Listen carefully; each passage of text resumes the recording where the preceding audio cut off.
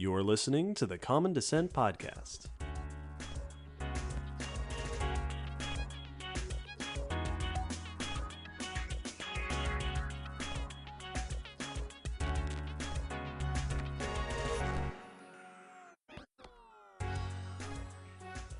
Hello, Will. Hello, David. Hello, all, and welcome to yet another Patron mini-episode compilation.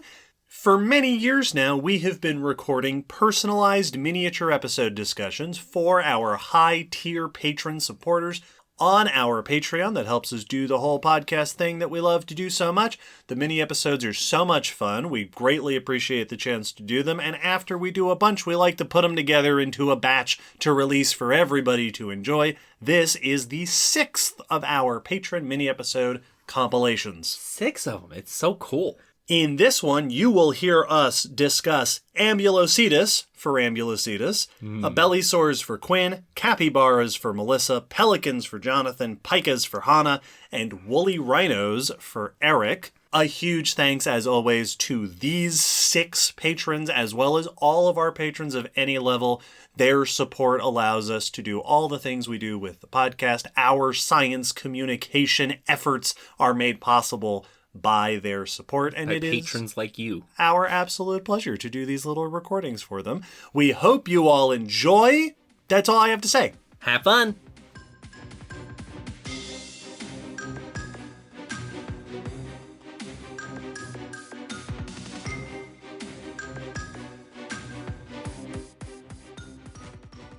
Hello, Will. Hello, David. Hello, Ambulocetus, our patron, and welcome to your very own mini-episode.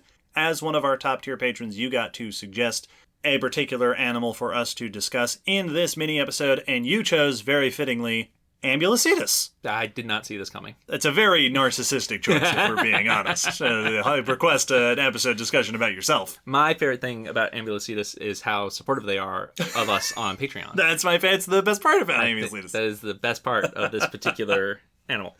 Ambulocetus, of course, the famous walking whale. Yeah. Which is what Ambulocetus, so the genus is Ambulocetus, walking whale. Mm-hmm. The species is natans, which means swimming. Yeah. So it is the walking swimming whale. Yes. Which is very fitting.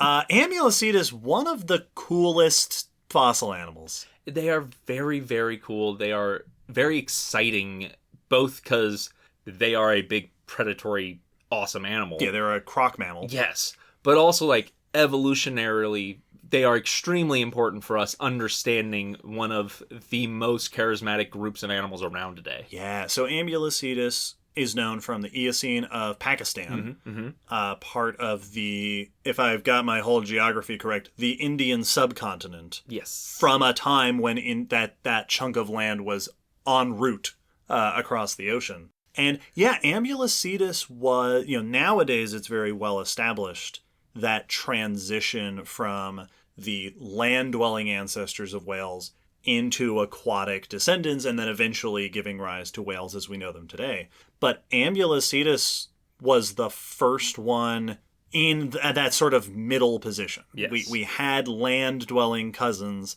We had early aquatic whales. Ambulocetus was the first one to come along and go, oh, here it is as a croc or otter-like amphibious member of this lineage. Yep. Making their way back into the water. Yeah, I think if I remember correctly, the way that the story went, we had Pachycetus was discovered, and I think early discoveries were just parts of the skull and the ear, and researchers said, oh, this looks like an early member of the whale lineage, possibly something semi-aquatic. And there was art commissioned of like, yeah, here is a semi-aquatic early whale. And then later they found more of Pachycetus and was like, oh, actually, this isn't swimming. This is still a terrestrial animal. Yes. The skull is starting to look like whales, but they're still on land. And then we found Ambulocetus, and it looks like that art. Yeah. It's like, oh, this one. Yeah. This one is exactly what we thought the other one was going to be. Yeah.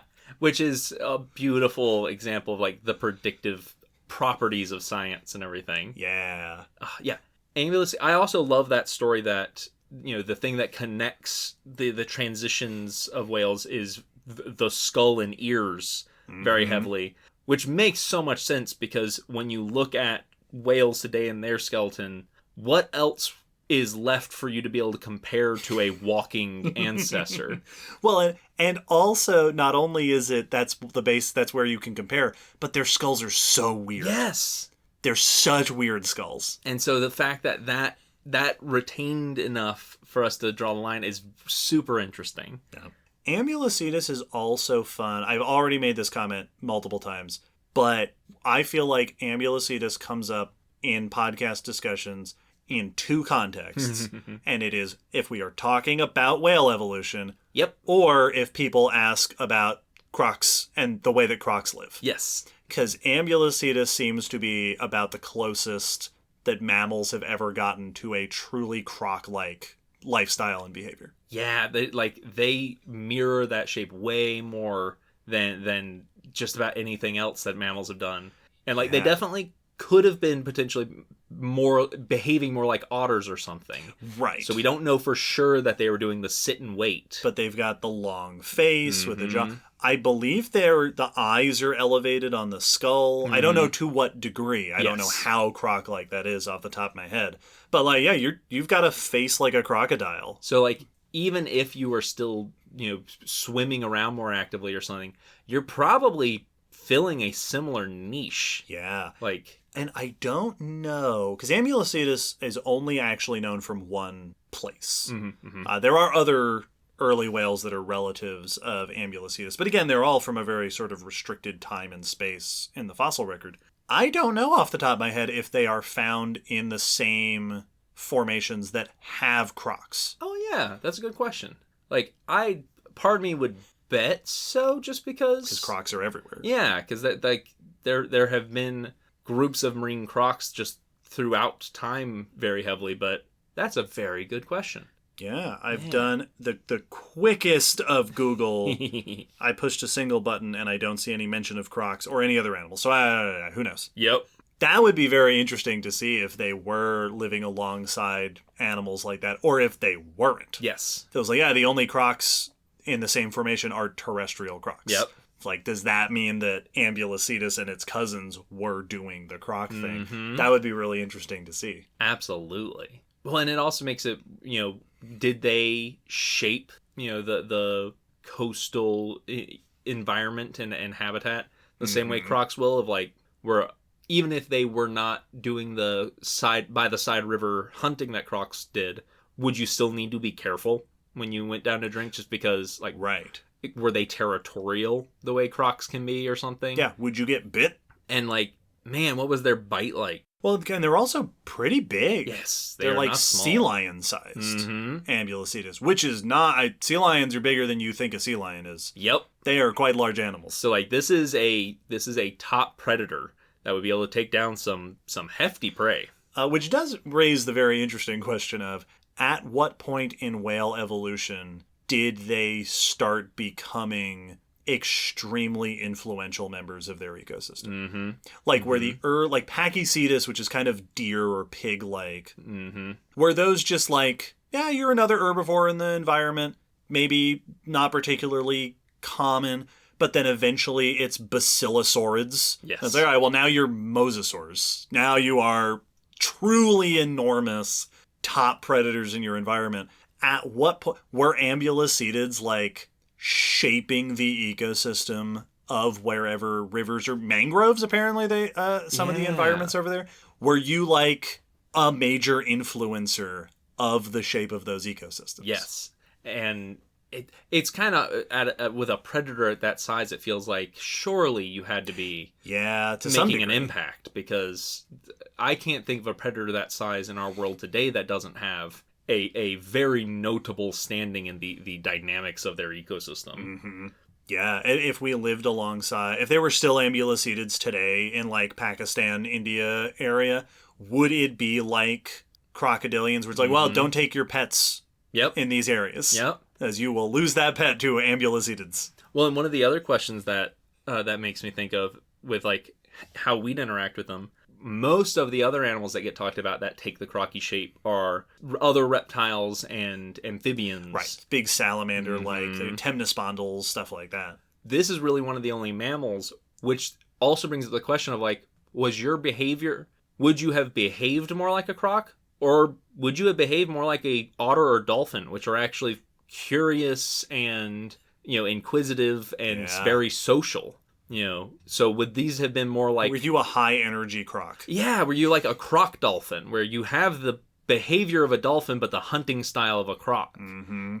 And would that kind of sit-and-wait strategy work as well for a mammal? For a mammal. Yeah, do you have to be more active? Were you going after fish, more actively? So, like, if they were around today, would we have Ambulocetus shows, like sea lion shows? Yeah, would they come up next to the boat, and you'd get to sort of see them as they go after the fish? Would there be an interaction like we have with other large aquatic mammals? Mm-hmm. Would they wander into towns and start picking fights with cars? It'd be very interesting. Yeah, no, I also wonder with them, how mobile were you in and out of the water? Yeah, right. I've seen descriptions that suggest that they may have been able to move kind of like a sea lion on land.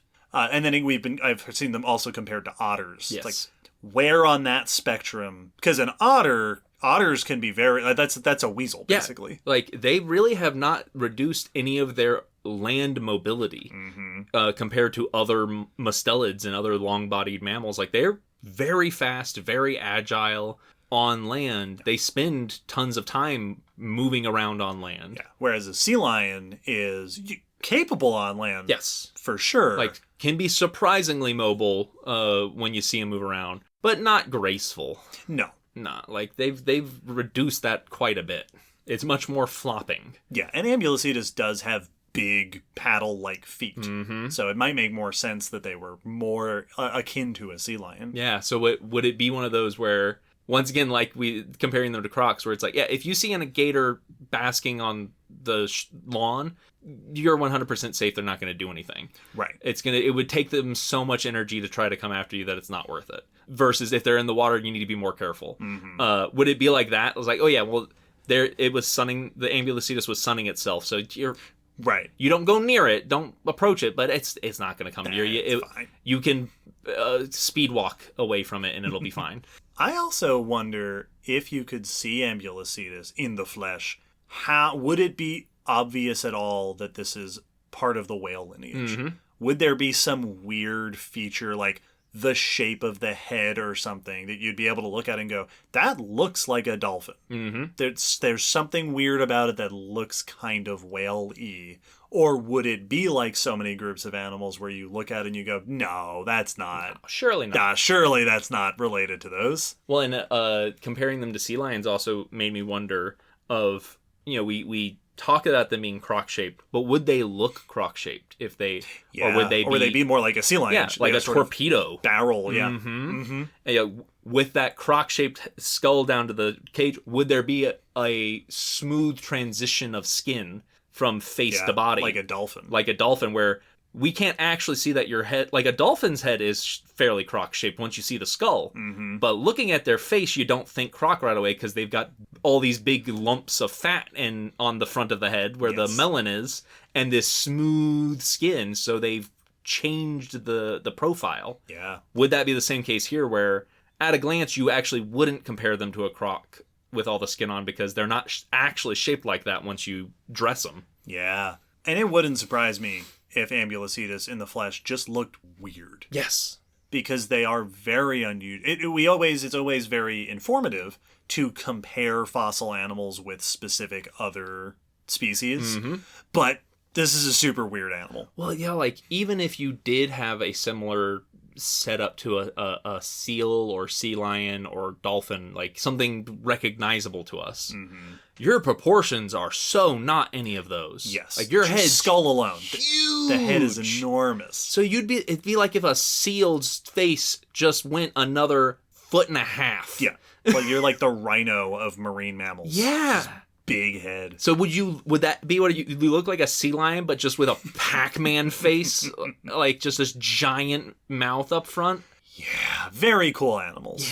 Yeah. Ambulocetus, super fun. Early whales, really exciting group of animals for us to get to have insights into, let alone as good a fossil record as we have of early steps in whale evolution. And they're also super exciting for explaining evolution. Like, yes, whale transitions from land to sea is one of the best examples we can use as educators to show. So like Ambulocetus is this really beautiful case study and example to show the public of like this is what we mean when we say a transitional, like, yes, when we have two ends of a group that are in different situations. Somewhere in there, there's likely to be a member that is between those. Yes, and evolution rarely follows straight lines, and it's usually quite messy, and it isn't goal oriented. So it is very rare that you get a fossil group of organisms that is so perfectly. It's like, well, yeah, the ancestors were on land, the descendants were in the water. Here is the thing that is directly in between that. Yes. There are relatively few of those, like, if you have a cartoon image in your head of what a transition fossil is, here. Yep. This is that. Yes. And that's rarely the case in evolution, that it is that clean. Like Ambulocetus and Archaeopteryx. Like, yeah, here you go. This is it. This is the platonic ideal of a transition fossil. So they come up for us very often in that regard as a very straightforward and kind of obvious. Yeah, very intuitive. It's very easy to understand, like, the pieces.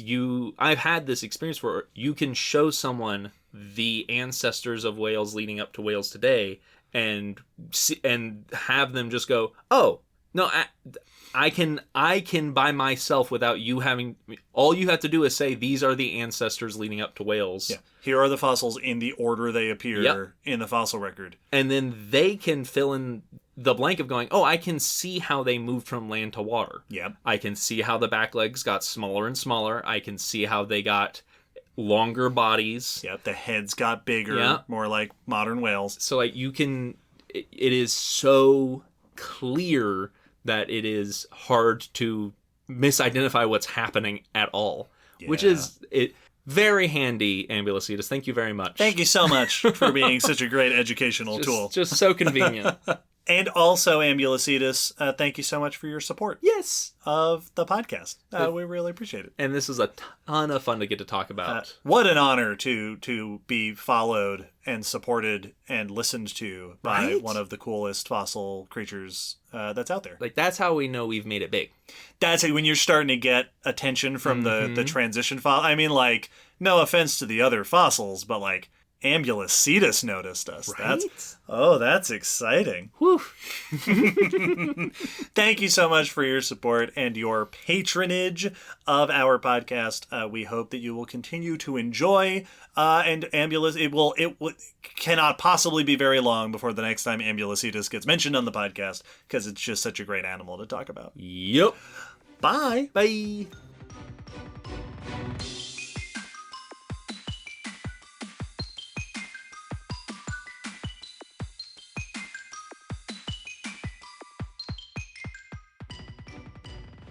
Hello, David. Hello, Will. And hello, Quinn, and welcome to your personal patron mini-episode.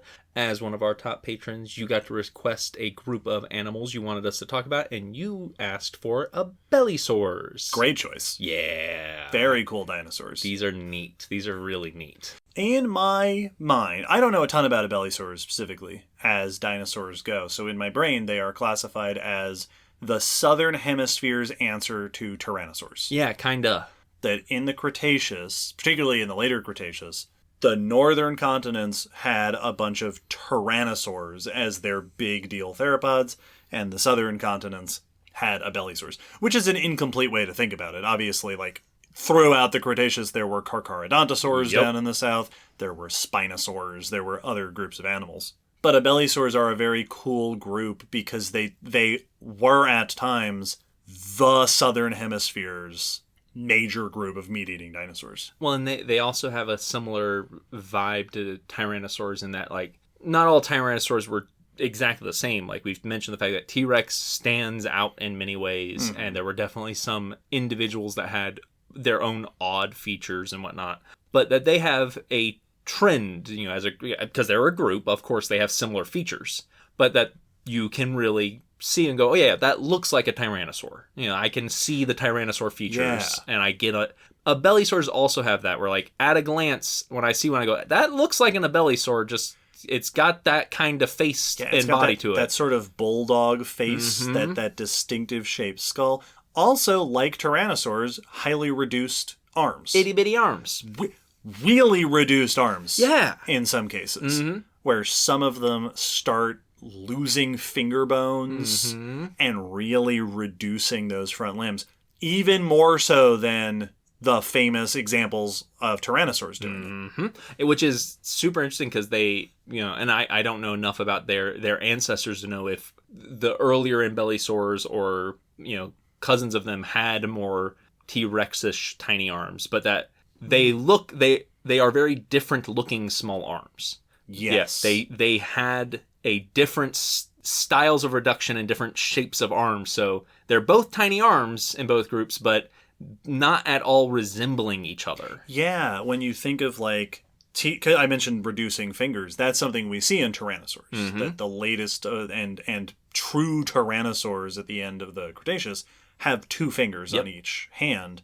Whereas a lot of Abelisaurs, even ones with tiny arms, if I am picturing the arms correctly, have a bunch of digits. Yes. And at least one genus I've seen referenced saw a reduction in certain fingers of the bone or loss of certain digits, similar to what we see in Tyrannosaurs. So there's a lot of cool but very distinctive parallels. Yeah. So they're neat. Also, like Tyrannosaurs, Abelisaurs have their star. Yeah, they do. Like their one, which with Tyrannosaurs, I think they have a bit of a leg up because the star member of the Tyrannosaurs is the one that gave the group the name. Yep. The Tyrannosaurus.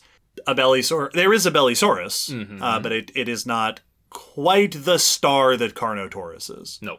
Carnotaurus, for me, for a long time, Abelisaurs were the Carnotaurus group. Yep. It's like, oh yeah, that's the group that Carnotaurus has a group. Yes. And they are called the Abelisaurs. Yeah. It is they struggle a bit more with their branding than the Tyrannosaurs do because they don't share that name, but man, is Carnotaurus so cool. It's such a cool and a really popular dinosaur. Yes, which is neat because I feel like we've been able in my lifetime I've been able to watch it become very popular. Yes. Because it was a fairly lesser known dinosaur. Well, it was only I don't know the timeline, but I don't think Carnotaurus was discovered all that long ago in the grand scheme of things. And so like it was not a common name for a while, and then it was in the movie Dinosaur. Yes. As the big bad, two of the big bads. And that is the first time I really saw it featured and yes, like focused on. The internet tells me Carnotaurus was named in 1985. All right. So that's not as recent as I think maybe I was expecting. Yeah, just before us. Just before before we were named. Well, and Carnotaurus also has one of my... It's a wonderful little situation that is unusual, and I know we have surprised our own listeners by mentioning this. Carnotaurus is an extremely famous dinosaur. It is an extremely well-studied dinosaur because we have a basically complete skeleton of Carnotaurus, and that is all of the Carnotaurus that we have. Yeah, I didn't even know that until like recent years. Yeah. I just, assumed that it was not getting as much attention because it wasn't one of the big famous ones, and it was a more recent one, so it was just slow. And then, I don't remember how many years ago it was, but learned that, there's just the one incredibly well-preserved specimen. Yes, which is such an unusual circumstance. So often it's like, well, we've got a bunch of fragments, or we found some bits of it, and then later we found more of it. And then, one of those turned out to be really nice. Now, Carnotaurus is known from one golden specimen. Which is like a movie scenario. Yes. Like, this is how it's shown in movies to happen. Of, we found a new species, and here's all of it. And it's got, like, skin impressions across the body, so we know what the scales looked like. It's got a really nicely preserved skull with those preposterous horns sticking off of the head. Which is by far one of the biggest reasons I'm such a sucker for Carnotaurus. I have a major soft spot for horned predators. Yeah. Because we basically don't have, like, other than lizards that eat insects. Sure. We don't really have any horned predators around today. So the fact that we had, like, Carnotaurus and Ceratosaurs. Yeah, that, and even, like, Tyrannosaurs have that rugosity on the skull. A lot of theropods had ornamented skulls. Allosaurs had fairly extreme skull bumps. Yeah, that seems to be a dinosaur thing. And, like... The ornamented predators. Yes. And then you got Carnotaurus, who's really one of the most extreme. Like, there's only, like, Cryolophosaurus with its ice cream scoop. Yeah. is the only other one I can really think of. You've got two big horns. Yeah. That are forward curved a bit. And, like, that's super... What were you doing with those? Showing off. Yeah. To being impressive. Like, would you butt heads? Yeah, did you push against each other? And there is evidence from other theropods of, face biting and such. So it seems reasonable to think theropods were already fighting each other with their faces. Yep. So putting some ornamentation on there, perhaps starting as a defensive thing. Yes. We're strengthening the skull, adding a bit of rugosity that then eventually gives rise to these exaggerated features. Well, and in Carnotaurus, again, we have one example. Yes. So we also don't know if is that just a male's thing? Is that just an adult thing? Is this a female we have and the male was even more ridiculous? Yeah, you had the really preposterous, the bison horns. It's like, what was going on? I think it is funny to get, because when you get a carnivorous animal with horns on its head, it raises a question that you don't ask for other animals with horns on their head, which is, were you using it for hunting? Yes. And I've seen that discussion raised. And I think, no, almost certainly not. Probably not. That's not what those things are good for. Yeah, that just doesn't seem effective or efficient. No. If you're that close to the thing you're trying to hunt, bite it. Just bite it. It would be easier to bite it. Yeah. Than to stab it with the horns on the back of your head. Exactly. Yes. Like, using claws on your limbs is convenient because you can reach past your face. Right, with and those. You can keep your face out of harm's way if you want to slash at something. But if you're going to stick your head up against it, just bite it. You're a theropod. Bite it. But I think that's very funny that this is the only animal that I can think of that I've ever heard that suggestion floated for. Yep. It's like, did you hunt with your horns? Yep. Because it's the only animal that you would even think to ask that question about. It's such an unusual animal. And very often we talk about ones that are unusual and we forget, but like, you're famous because of all your unusualness. Yeah. And that's cool. Well, and what strikes me about Carnotaurus is that it is a dinosaur that manages to be extremely cool and famous while also being unabashedly goofy. Yep. It's a very goofy, as theropods go. Carnotaurus is a very goofy looking dinosaur. Oh, yeah. Like, for the arms, the tiny arms, even before Prehistoric Planet made the best depiction of Carnotaurus ever with the little... even if they weren't doing displays with them, the arms are just like... Your little sausage You don't arms. have elbows. Your little just baby sausage arms. Little Deadpool baby arms. Yeah. And then the skull is oddly narrow. It's very thin side to side. And like truncated, like bulldog shaped. And then you've got these big horns sticking off to the side. There's a lot of weird looking dinosaurs. Carnotaurus is a very weird looking dinosaur. Yeah, they've got a lot of pug energy in their face. Yes, they do. And I think it's very easy to... it's very easy for me to forget that, because typically when you see dinosaurs drawn, they're drawn from the side. Yes. So you don't get to see them face on. And I remember the first time I saw... It was in... I think it was in my dinosaurs, like... Global View book that had, I don't think it was Carnotaurus, it might have been like Gorgosaurus or something, but had them facing like as if they had noticed the cameraman. Yes. And I was struck by how odd that looked. Yeah. Because we're not showing them that way, we're showing them from the profile, And when you see them face on, you're like, wow, that is a completely different look. Yes. And it reshapes the animal a lot. And Carnotaurus is the famous Abelisaur. There's a diversity of weird, because Majungasaurus, I believe, is within this group or close to it.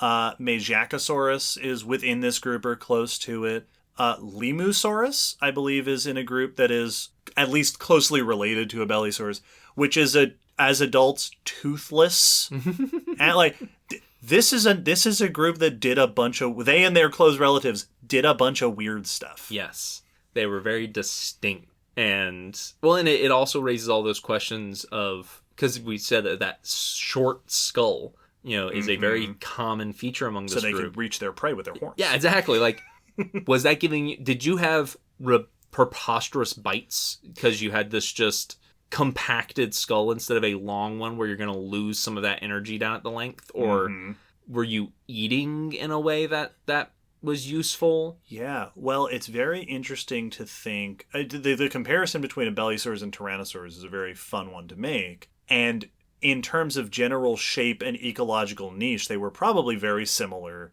It's one of the reasons why it has been proposed that they didn't live in the same place. Yes. That's like, Tyrannosaurs couldn't get a foothold in the southern continents and vice versa because there's already a big group of predators there. But were you actually eating and moving and living in the same way? Yes. Or because Tyrannosaurs very famously are built for bites. Mm-hmm.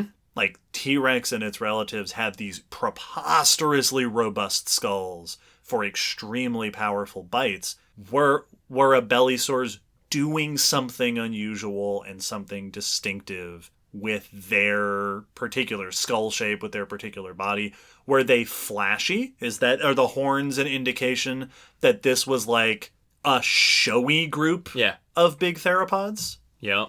Yeah, it's one, I'm trying to think of like other animals with similar faces, and the first one that came to mind was piranhas, which have a fairly flat face. They are kind of fishy. Yeah. Yeah. And like, were you not crunching into your prey, but like slicing bites out or something? Yeah. Like, the first animal that came to my mind when I tried to ask the same question were chameleons. Yeah. No, and you're not wrong. Abelisaurs had long tongues that they would use. Now, actually, having said that, in The Lost World Jurassic Park, the second book, Carnotaurus, I believe, is the one that is described as having camouflage power. Yep. Color-changing ability, octopus-style color changing. Blending in with their background. Blending in with the environment. And they feature that in the Lost World game, the arcade game. Yeah. One of the boss fights is with a Carnotaurus, and you're in this, like, lab building, and the Carnotaurus will just, like, fade in out of the mist that's around you. It was also in, what was that movie that we came across the other day, the dinosaur prison movie? Yeah. That's all I can, but yeah, it looks like there is a scene in there where they have some dinosaur that is doing that same sort of thing where it's just becoming invisible. Yes. And I really liked the suggestion in the book, because the Jurassic Park, the books lean into that idea of like, who knows what dinosaurs were able to do. Yes. That's why their Dilophosaurus spits venom and has the frill, because here's something that they could exist. Here are all these soft tissue features that could we wouldn't know about. Surprise us if we brought them back. And the suggestion is like, what if dinosaurs had evolved cephalopod level chromatophores in their skin and could just change color to blend in with their environment? Which is almost certainly not true. No. But that was one of the first times for me as a young person getting that suggestion of like, there could be all sorts of wacky stuff that we don't know that these animals were capable of. The Lost World game also gave them chameleon eyes. Oh, weird. Yep. It had big old chameleon eyes. And that was the first time I ever saw Carnotaurus, if I remember, like as a kid. Because I played that game constantly at Chuck E. Cheese. And I remember having that moment of like, what? Weird. I don't know. I don't know about that. This is weird. And then saw it later in Dinosaur and went, oh, okay, that dinosaur that you're showing me now makes much more sense. I mean, chameleons have horns, some of them. They've got the like Triceratops horns in some of those species. I mean, I'm not going to say no if we find out they were giant chameleons. I'm on board. It was just how would now I'm imagining this 30-foot long dinosaur with no arms doing the chameleon walk. Yeah. That like stuttering. This way they'll think that I'm just a tree. Yes. Blowing in the wind. And they won't notice me getting close to them. If I face them head on, I'm so narrow they won't notice my profile. There's just some branches, just two branches just coming two off. spiky branches. Well, and from what I understand, surprisingly long legs. They were very legged dinosaurs. They're very leggy. So like, this would be if they are giant chameleons, it's one that can chase you down across a field. I don't think that Carnotaurus would realistically have anything in common with chameleons. Nope. I can't imagine. No. Mm-mm. Which is a shame. Yeah. Chameleon also, dinosaur would be very cool. With their or piranhas, if we're so sorry to shoot down your idea. They hunt in schools. A school of Carnotaurus could strip the flesh off of a titanosaur in 10 minutes. It's just someone lifting them up and they're just all hanging on like they do. Oh, and I've often wondered with them being so leggy of like, were you like, as it's often been suggested of, were you active pursuit and like, right, were you good runners? Were you high energy because of like, you know, were you just very active as dinosaurs? Were those long legs important for dancing? Yes. With your tiny little blue arms. And like the little blue arms is conjectural, but the reason that conjecture comes around is because those are very mobile arms. Yeah, they've still got their ball socket. And like more mobile than you would expect them to be. They're highly mobile. They've got horns on the head. It is extremely likely that these were showy, flashy dinosaurs. Yes. They were doing some sort of display. So the thought that they had these long dancer's legs that they were using during whatever sort of courtship they were up to is a very fun thought. Yeah. Were you like jumping after stuff? I just had the picture of them like leaping up to grab things. Yeah. Were you wading? Yeah. Yeah, wading through. Ooh. I don't know. I don't actually know what the environment. I don't know if there's consistency of environment that Abelisaurs are found in. Yeah. I don't know if Carnotaurus is found in a particular. I don't know what that habitat is thought to have been. If you are wading, you have a very short face for grabbing things out of the water. Yeah, I don't think you're Spinosaurus. You are not Carnotaurus. I'm so sorry. Just biting toward the water. Just right above the surface of the water. This doesn't work. I don't know how those Spinosaurs do this. How do they reach it? Quinn, excellent choice of dinosaurs to have us talk about.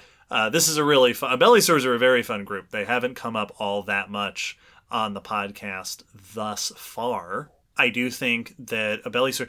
part of me feels a little bit bad that Carnotaurus is as famous as it is. Yeah. Because it means I don't know anything about any other Abelisaurs. Yes. I only know things about Carnotaurus. Yep. They've got... Well, it's kind of like the Parasaurolophus and other Hadrosaur issue of... like, one of you is just so much more impressive in your display feature than the rest, so that it's really hard not to just focus all attention there. Mm-hmm. And yeah, I definitely have that same feeling when I'll see another one and go, oh right, yeah. More of these exist. Carnotaurus' friend, right? There's like at least a dozen genera of Abelisaurs. This was a widespread, and they're found across the southern continents. I think there were some early members in northern continents before they became restricted, if I am correct, which I might not be. Cool. So like, yeah, there's the whole group. There's a whole diversity of dinosaurs.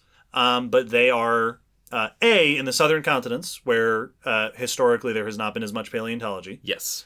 They are not found in the countries where paleontologists themselves have lived for most of the history of paleontology, so therefore they are less well represented. And also they are not tyrannosaurs. Yep. So, like, you got to carve out a niche for yourself, and the niche that you have chosen is directly comparable with tyrannosaurs, which does mean that, unfortunately, this is a group that ends up getting overshadowed a bit. Oh, man, but when the southern continent paleo-renaissance starts happening, what kind of crazy Abelisaurs are going to be found.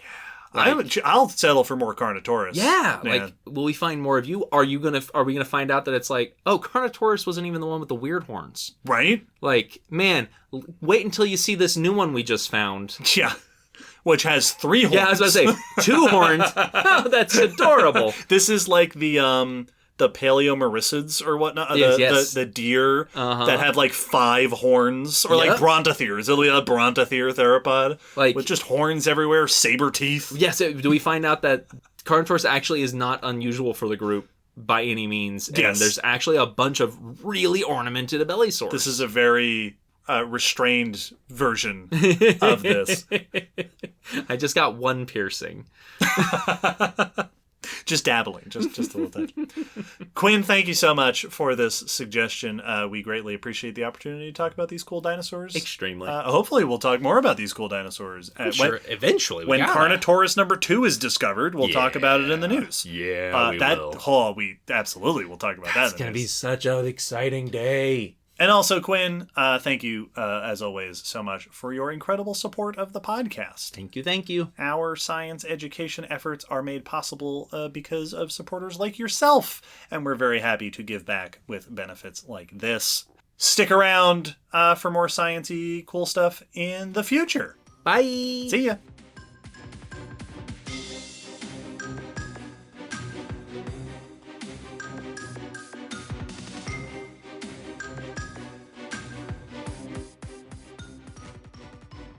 Hello, Will. Hello, David. Hello, Melissa, and welcome to your very own Patron mini episode. You are the winner of our Patreon giveaway. Woo! And therefore, you get a whole bunch of cool benefits, including the opportunity to request a mini episode on a topic of your choosing that we will ramble on about for a bit. And you chose, or I should say, it sounds like from the message, your children chose, capybaras. Good choice. Excellent choice. Capybaras are... Here are my very first thoughts about capybaras. Number 1, capybaras are cool. Mm-hmm. They are the largest living rodents. Yep. By a margin. Yeah. Capybaras are like 70, 80 pounds. Yep. Big animals. That is house pet, like cat dog sized. Yeah, like a big dog. Yeah. That's a big animal. Thought number 2, I don't know very much about capybaras. Mm-hmm. Thought number 3, rodents. I don't know very much about rodents in general. Yeah, they are a really interesting... They're interesting in the fact that they are super unusual because they're a giant rodent. Mm-hmm. But then when you actually see them, they seem like a fairly normal mammal that size. Yeah, they act a lot like tapirs. Yes, that's what I was about to say. They're like a little tapir. And so they're just this little forest-dwelling, plant-eating mammal. Yeah. The weird thing about them is that they are rodents. Yes, the group they're in is what makes them so unusual. Otherwise, if you didn't know they were a rodent, you probably wouldn't bat an eye. I was like, yeah, no, that's a mammal that size eating plants in the forest. That's kind of normal. Yeah, you're doing a pretty normal... And swimming. Yep. There's lots of deer that are around that size, like smaller deer that are that size and eating and living in similar areas. Tapirs swim. Mm-hmm. Like they live in the same continent as tapirs. They live a very similar lifestyle to a lot of large mammals that they live with. Even the swimming thing isn't super weird for rodents. Mm-mm. There are lots of swimming rodents, including large rodents, Yes. like beavers. Yes. Very famously. Beavers are very good swimmers. So yeah, they aren't living a super weird lifestyle. No. They just are a very weird group to be living that lifestyle. Yeah, they're rodents doing their best impression of big mammals. Yes. Like, you have become a big mammal. And I think that's one of my favorite things about them is it makes me think back to, it's a book. After Man. It was one of those speculative evolution books. Sure. What if we disappear and what happens after humans? And there are a couple of the ones. It's like there's After Dinosaurs and there's After Man. And After Dinosaurs is what if they didn't go extinct and kept evolving. And After Man is what if life here kept evolving. And in one of them they had large, both herbivorous and predatory rodents as one of the art pieces of speculative evolution. They had these wolf rats that had sharpened big rodent incisors for hunting, but then a big like gazelle rodent that had specialized in herbivory. I like capybaras because they feel like they are on line toward that kind of speculative evolution situation. Yeah. Of like, I can picture a hippo rat millions and millions and millions of years from now descended from capybara. Well, and what's interesting is that capybaras are not the only giant rodents today. There are, like, beavers. There is, while I was refreshing my understanding of capybaras before this, I came across a group of rodents called, Pacaranas, I think they were called. Oh, yes. Yes, I have heard which of are those. also like, I don't know, like 30-pound rodents or something, which are sort of related to capybaras. They're in the same, I think, super family as capybaras. Capybaras are part of cabiomorphs, which is a South American radiation of rodents, because if South America is where this would happen. Yes. Which also includes certain porcupines. There's a lot of relatively big rodents within this group. Like there are actually a surprising number of raccoon-sized rodents out there. They just don't always get called that. Like porcupines, it's very easy to forget that they are rodents because porcupine is a group that we think of. Well, like beavers. Like beaver. Yeah. Capybaras, there are also rodents there are extinct rodents. Yes. Even bigger than capybaras. Yeah, they are not the record holder for largest rodent. So it's funny because capybaras aren't the first ones to do this thing. Like you're saying, this sort of speculative path for rodents. There have been giant beavers, of course, and giant, like, hundreds of pounds. Yeah. Like, big, like, wolf-sized beavers. The largest rodent in history is a rodent from, I want to say the Miocene? That might be wrong. Josepho Artigasia, which is not closely related to capybaras, but not super far. It is related to Pacaranas. Yeah. In that same family, which is in the same super family, so they're kind of close to capybaras. Closer than, not as close as super related, but much closer than they could be. Yes. Josepho Artigasia is estimated to have been like half a ton. Yeah, it's like 1,000-pound rodent. Big. I'm going to double check these numbers while and dates while I'm saying this. Yeah, no, there are definitely some fossil rodents that are what we would categorize as megafauna, as our size and up, which is impressive. Capybaras kind of have that thing going, not quite to the same degree as elephants, but where they're the last remaining example of something that happened a number of times in the fossil record. Like, they're the only one we have today that's getting truly biggish, but that's not actually that crazy for rodents. It seems super weird now because we only have this one very, unique and charismatic rodent, but it's happened a few times. Yeah, Josepho Artigasia is Pliocene to Pleistocene in South America, related to Pacaranas, weight estimate of about 1,000 pounds, 500 kilograms. Absolutely enormous. And to the point that you were making about them being megafauna, they lived alongside ground sloths. Yes. And terror birds and glyptodons. Like these were South American Ice Age megafauna. And they're rodents, which is a very cool thing to get to see. And I think that's part of what makes it so interesting and fun to see a capybara moving around is not only are they living the lifestyle of a bigger mammal, they also move and carry themselves like a bigger mammal. They don't walk around like a big rat. Yeah. They're up on these fairly long legs. They have a very tall stature. Rats have their legs under their body like mammals do, but they are still a very squat posture. Right. Well, they scuttle. They scuttle around. Capybaras walk around like pigs. Yes. Or tapirs. Exactly. Like a big animal. Daintily on these little feet, and it's very interesting to see the shift. And I'm sure a bunch of that's just biomechanical of... Sure, you kind of have to. If you scaled a rat up to that size, it would actually be bad for their bones to keep the posture they were keeping at itty-bitty. You have to... There are different... It's like it makes me think of horse movement. Yep. You go from trotting to galloping or cantering and whatever. At different sizes, you go from scuttling to walking to plodding. Yes, exactly. You have to go through these different... An elephant can't scuttle. Yes. It is physically impossible for an elephant to scuttle. It'd be bad for them. Well, it's why people point out all the time that if humans were able to Ant-Man up in size and whatnot, you'd need to be a different shape. You'd have to have these big, thick legs, and you would need to move differently. You need to look like the Cyclops from Hercules. Yes. Just be gigantically proportioned. Capybaras also live in groups. Yeah. They gather in groups of like tens or 100, which is funny because I don't think that that's particularly weird for rodents. There's a number of social rodents. Yeah, there are a bunch of rodents that gather together.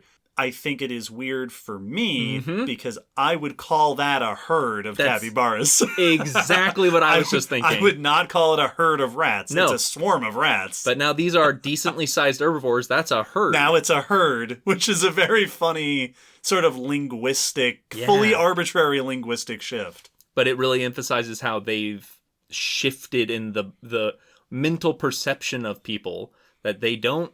You would be hard-pressed to just casually be like, yeah, no, right in there with rodents. Group them in. You'd be like, well, shouldn't they be on the side? Shouldn't they be maybe in between them and pigs or peccaries? It's like, no, they are just rodents, but nothing about them. They don't have the long tail. Like, they don't have a prominent tail, which is basically all other rodents have. Well, and actually, their close relatives are things like guinea pigs, porcupines, which I don't think have a particularly long tail. I think some of them have have strong muscular tail, but not a long tail. Like muskrats have tails like that. So and I think this is part of where that weirdness, and we are highly biased. Yes. In talking about capybaras, because when we say rodent, we're thinking mice. Yeah, mice and rats. Mice and squirrels and stuff like that. The kind of rodents that are familiar to us. And I think that this does drive home that capybaras aren't actually that weird, even among rodents. That's a very good point. It seems like every major thing that is weird about capybaras comes to their size. Yes. You move in a weird way because you're big. You live your life in a weird way because you're big. Yes. But outside of that, you're even shaped a way that a lot of your relative rodents are, which strikes us as weird from up here in North America in highly civilized areas where we're familiar with squirrels and rats. Well, and even like ones that we are fairly common, I find it easy to forget, like groundhogs. Yeah. That's a rodent. Yeah, That's prairie dogs. Prairie dogs. Those are rodents, but we call them dogs because they're big and they're different. Well, and I think that there is this is another language thing, that in common parlance, rodent is often synonymous with rat. Yes. Like you say, the word rodent means rat or something very rat-like, whereas scientifically rodent is hundreds and thousands of different animals. Yeah, like when you read it narratively in a book or a novel, and they say they're rodent-like feature, they mean that they look like a rat, or they are. Yes, they don't mean it looks like a beaver. Yes, exactly. They are not saying they are industrious and keep a good home. Yes, they're saying they chew on things, and they have a mistrustful face. And they squeak, and they get into the food pantry. Yeah, that's what that means. So yeah, it is the stereotypes around which rodents we tend to refer to make it seem weirder, but all in all, that's not actually as strange. Which is an interesting thing that comes up when we talk about communicating these. Because the thing with something like capybaras is they are one of those prime examples of, you point at it and you go, oh, that's actually a rodent. And people go, no. What? What are you talking about? The same way that you point at a legless lizard and you go, actually, that's not a snake. And people go, well, but obviously it's a snake. Yes. That contrast between how we classify things scientifically, biologically, and how we classify things linguistically, how we come to understand what we're... The same way that if we point at birds and go, yeah, those are reptiles. It's like, yeah, but they're not reptiles. Yeah. But based on all of the ways that I've ever heard the word reptile used, same thing with capybaras. That's 100% not a rodent. It does not fit any of the things that go into the way rodent has been used for my entire life. Well, and I think that it's kind of got that philosophical quandary of there's the technically correct way to describe a thing, but then there's the useful way to describe it. If I say, now I'm going to show you some reptiles, and I start bringing out birds, that's only going to confuse even other scientists. Yeah. If I did that with a bunch of biologists, they'd still be like, oh, okay, yeah, I see what you mean. I get it. But but that was a weird way to say that. Yes, yes, that was misleading. That was purposely misleading. And so acknowledging those contradictions can be important. Yeah.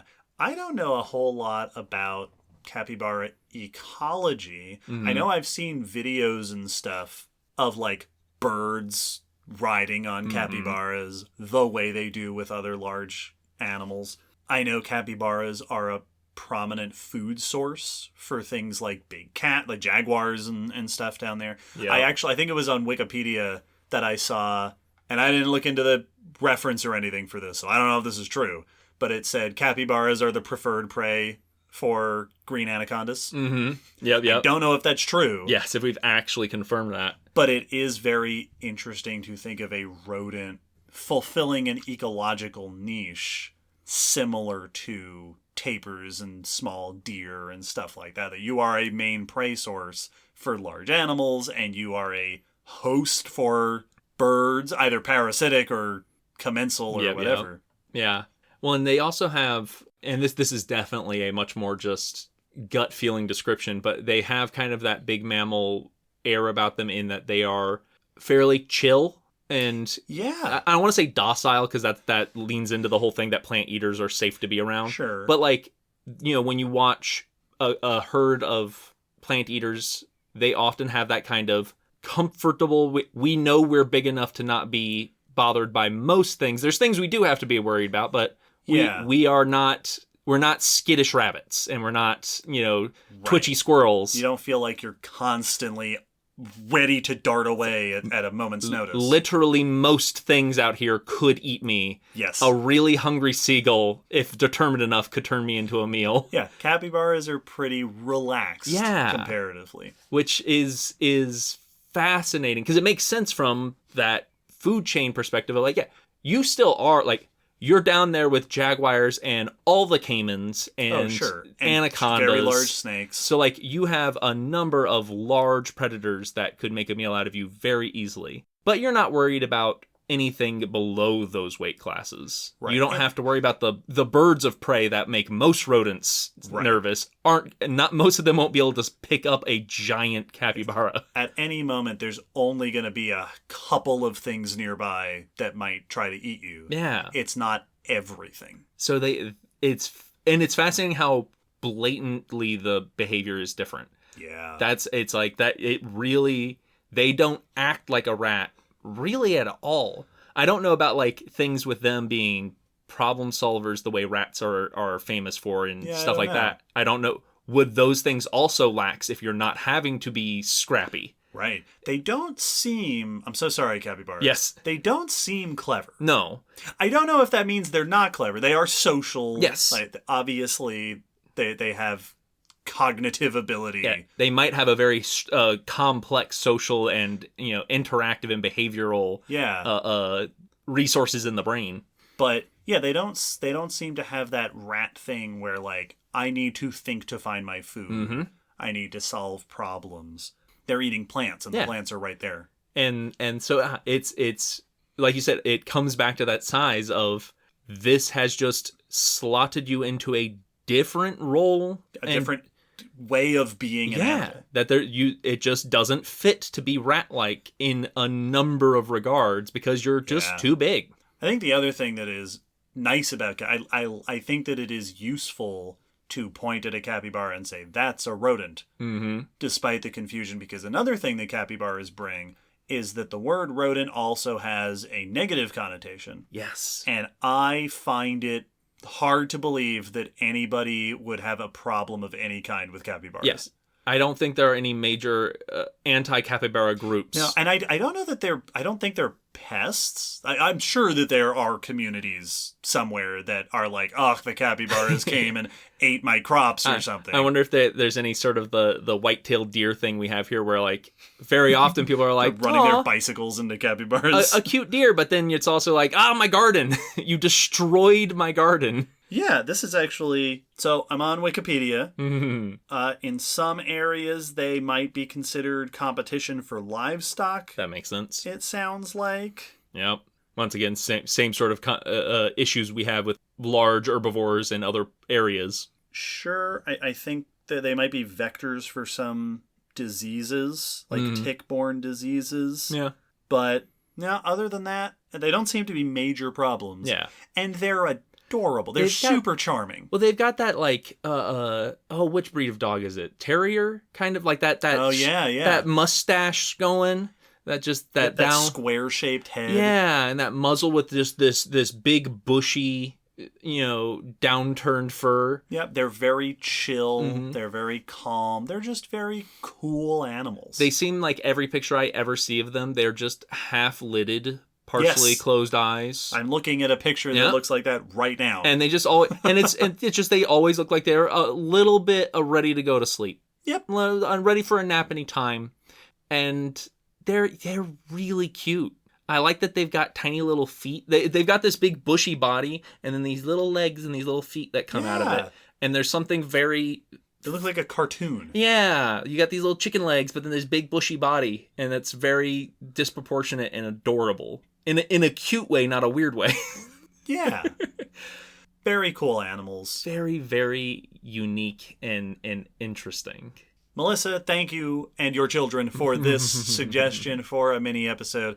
This has been a lot of fun. The mini episodes are often a cool opportunity for us to have a little discussion about something we don't get to talk about very often, either on the podcast or in general. I don't remember the last time. I don't know that I've ever had a conversation about capybaras that was this long. No, I don't think so.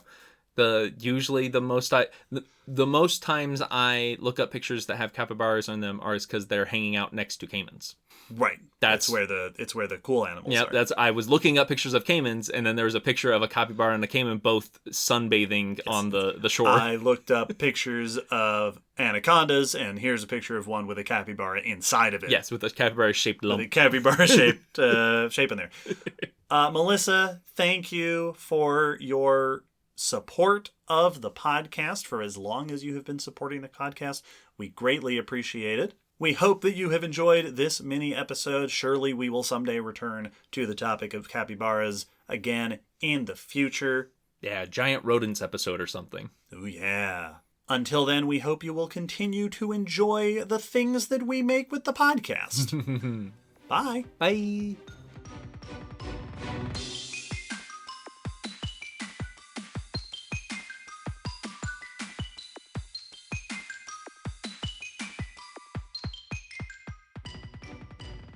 Hello, David. Hello, Will. And hello, Geologist Johnathan. Welcome to your own mini-episode. You're one of our top-tier patrons, and so you get an episode all for yourself. Absolutely. You requested for your episode topic, Pelicans. Great choice. Yeah, pelicans are super cool. This is a great choice because I just get to listen to Will talk about pelicans. Yeah, I got so used to talking about pelicans while I worked at the aquarium because they were one of the only guaranteed animals we'd see out on the dolphin cruise. Yes. Like... Yep. When the dolphins aren't up for it. Yep. Because there certain times of years, you're very not there. Unlikely to see dolphin. So it was the pelican cruise. Yep. There's always pelicans. And so you can always talk about pelicans. We had brown pelicans. And they were a big focus of a lot of my tours. Mm-hmm. We also had pelicans inside the aquarium. Right. Rescued pelicans that were injured or flightless for one reason or another. One of them we had that had like an injured foot. So like they could have flown fine, but they could not walk well. Mm-hmm. I comparatively have very little experience with pelicans. Like I've seen pelicans. Yes. Yeah, because they are easy to come by. And I also grew up on the coast. Yeah. So like, yeah, I'm familiar with shorebirds in that sense. But I don't know. I've never like worked with pelicans. I'm sure I've been close to a pelican, but I don't have any like personal memorable experiences with pelicans. Speaking of that, made me think of my earliest memory of pelican, like distinct memory of other than just knowing what they were, is actually back when I was 13 and I took a trip to Australia. And we were just visiting a beach, and I came upon, and I don't know what kind of pelican it was, because there was whatever they have in Australia. Right? This one did not have an info plaque next to it. This was a wild pelican, but it was a big pelican. Yeah. Like, this thing had to be 3 or 4 feet tall standing up. For fighting crocs. It's just this massive pelican. And we were like, that's the biggest bird I've seen in the wild in person up close. And we were all small 13-year-olds, so it's as big as us. Yeah. And we were just trying to get as close as we can just because we're fascinated. And we finally got close enough that the pelican didn't like it. And the pelican went... And we're like, that bird just growled at us, which is awesome, but also we should leave it alone. Time to go. We should leave it alone. Well, pelican, one of the things that I think is interesting about pelicans that I learned when I did a little bit of boning up ahead of time is that pelicans are basically worldwide. Yeah. There's base almost nowhere in the world that you won't be able to see pelicans, especially if you're near the ocean. But there's only 8 living species. Yeah.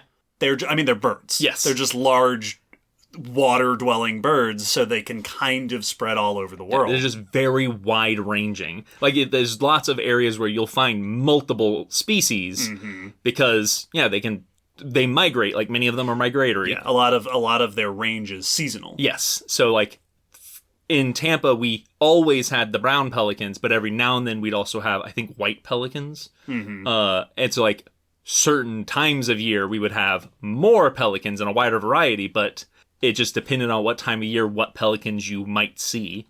Pelicans are also one of those interesting, partially because of that distribution, pelicans are one of those extremely recognizable types of birds. And they have a similar thing. I feel like owls are sort of this way, where not only do they look distinctive, right? A pelican they're not quite as distinctive as it sometimes feels like they are. Yeah. Like, there are other shorebirds that have a similar Build. appearance and a similar biology. But pelicans are very distinctive. And if you live in the world, there's a good chance that you also have pelicans. Yes. So they're almost a universal human experience. Like gulls and again, owls, I feel like that's one of those. I feel like owls are all over the world. Yes. Well, and I like the comparison to owls because owls are all over the place. Most people are familiar with them, but they're a weird bird. Like, we did a whole episode on how specialized and very unusual they are. Pelicans have that similar kind of feel to me where it's like, you're not the only shorebird that, hunts quite the way you do, but like no one else has the pouch that a pelican has. I believe also that the biggest pelicans, the pelicans with the longest bills, have the longest bird bills. Yes. Like, that pelicans are as long as a bird's face gets. So like they're really unique, weird birds. Yeah. Well, especially because a lot of the birds that are very similar to them are not quite as common as they are, or not quite as widespread, or not quite widespread in the same way. Exactly. Like, typically when you think of like a really weird like a shoebill stork, where it's like, that's an odd bird, but it's only found in this one area. Yes. And it lives in a very particular, it lives in, it's specialized for certain environments. It is not like, oh yeah, no, you might just see them roaming around your backyard on any given continent. Like, crows and gulls, I expect that because you are a very bird shape. You're about as basic a bird shape as you get. You fit. So when you get something like a pelican where it's like, that's a weird bird, and they're everywhere. Yep. Like, you would be, it would be difficult to find a shore where you couldn't find pelicans hunting. Yes, and in that respect, they are a lot like owls. Yeah. They're also a lot like snakes. That's the thing that I always like to point out about snakes, is that they did a weird thing and then became extraordinarily successful all over the world. So it doesn't feel as weird as it is. Yes. Compared to its relatives. Yeah. Yeah, pelicans are very neat. Another thing that pelicans have in common with owls is they feel like one of the most commonly cartoonified birds. They are so easy to cartoonify. And then part of that, I think, is because they are very visually recognizable. They're easy to caricature because they look distinctive, similar to an owl. Whereas, some birds just look like birds, and it's harder to look at it and say that's that kind of bird. But also, pelicans have a couple of superpowers. Yes. that are appealing for cartoons and stuff. Well, I think that's one of my favorite things about cartoon pelicans is they've got the thing that like certain cartoon animals have, where it's like a cartoon lion is almost always going to be a male lion because it's going to have a mane. Yes. And a cartoon whale is always going to be that kind of sperm whale shape, but with a big wide bottom jaw because... Yep, that humpback / sperm whale. They're like, because you're drawing them from the side and people have assumed what the front looks like. But it's not actually shaped like any whale that exists. Cartoon pelicans always have a full gular sac. Yes, it's always fully puffed out. Even if there's nothing in it, it's always this big chin of the sac on their bill, because that's the characteristic thing about them. But that's how you know it's a pelican. Yeah, 9 times out of 10 when you see a pelican, they've just got a bird bill. Yeah. It's not extended. Because that sac, it's kind of like a frog's throat. Yeah. Like, for a certain utility, it expands out. Frogs are using it for noise, whereas pelicans are actually holding stuff in it. And to my knowledge, pelicans can't like if you were able to ask a pelican to say "ah," they couldn't like just relax the gular sac. Right. They can't puff it out like a frog does. It is when it's full of water, it's forced to expand. So it's more like the loose tummy of like a cat. Yes. Where they can't bulge out their stomach, but if a cat gorges itself, now its stomach is distended because it has that extra space. It's one of my favorite examples of a cartoon animal because it's got this very consistent characteristic thing that is not actually representative of the animal. Yes. And I would not be surprised if there are people who get to see a pelican for the first time and go, where's its chin? Yeah, what's wrong with it? Why does it not have a chin? It's very much like how, a cartoon deer is almost always going to have antlers. Yes. It's like, but that's not actually how deer work. Yeah, and if they don't have antlers, that's because it's a female deer. Yes. But most of the year, they both should that's what all deer look like. All deer look like that. Yeah, well, and that's I think that the physical appearance of pelicans makes them very distinctive and very appealing for that. But also, they are so recognizably tied to their habitat. Yes. That, pelicans are ocean birds. Yes. And so, in much the same way that if you're a cartoonist and you're doing something in the South Pole, there will be penguins. Yep.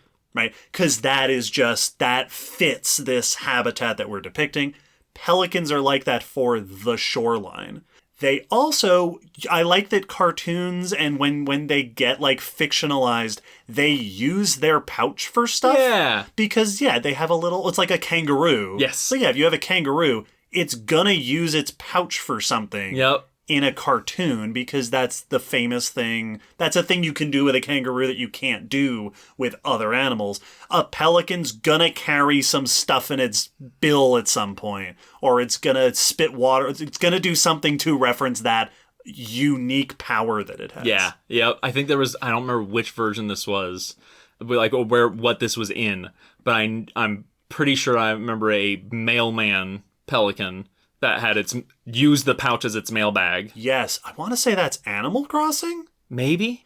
I think that's Animal Crossing. That's definitely not what I'm referencing because I don't know Animal Crossing. Okay, but I think there's a mailman one in Roger Rabbit, but it has a fish in its mouth because the fish pops out when it's about to crash its bike. Sure. But I feel like there's one where I remember them reaching into his mouth and pulling out a letter for someone, but I don't remember what it's from. Okay. Yeah. I agree. Geologist Johnathan. Yep. If you know what we're talking about. If you know what we're talking about, let us know. While we're on the note of cartoon pelicans, my favorite one is from Tears of the Kingdom, Legend of Zelda. Penn, the newspaper reporter, pelican, not Aarakocra, the Rito. Rito. He looks awesome. I think he's great. Soar long before he takes off is awesome. Best pelican person. Yeah, as I've been talking about fictional pelicans, the two examples that I've had in my head are Nigel, is that his name in Finding Nemo? Yep. Is Nigel in Finding Nemo, who I think is a lot of fun. He does the thing where he carries you in his bill. That's why if you weren't a pelican, we wouldn't be able to have this scene.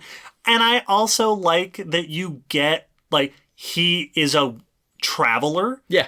Because they're very widespread.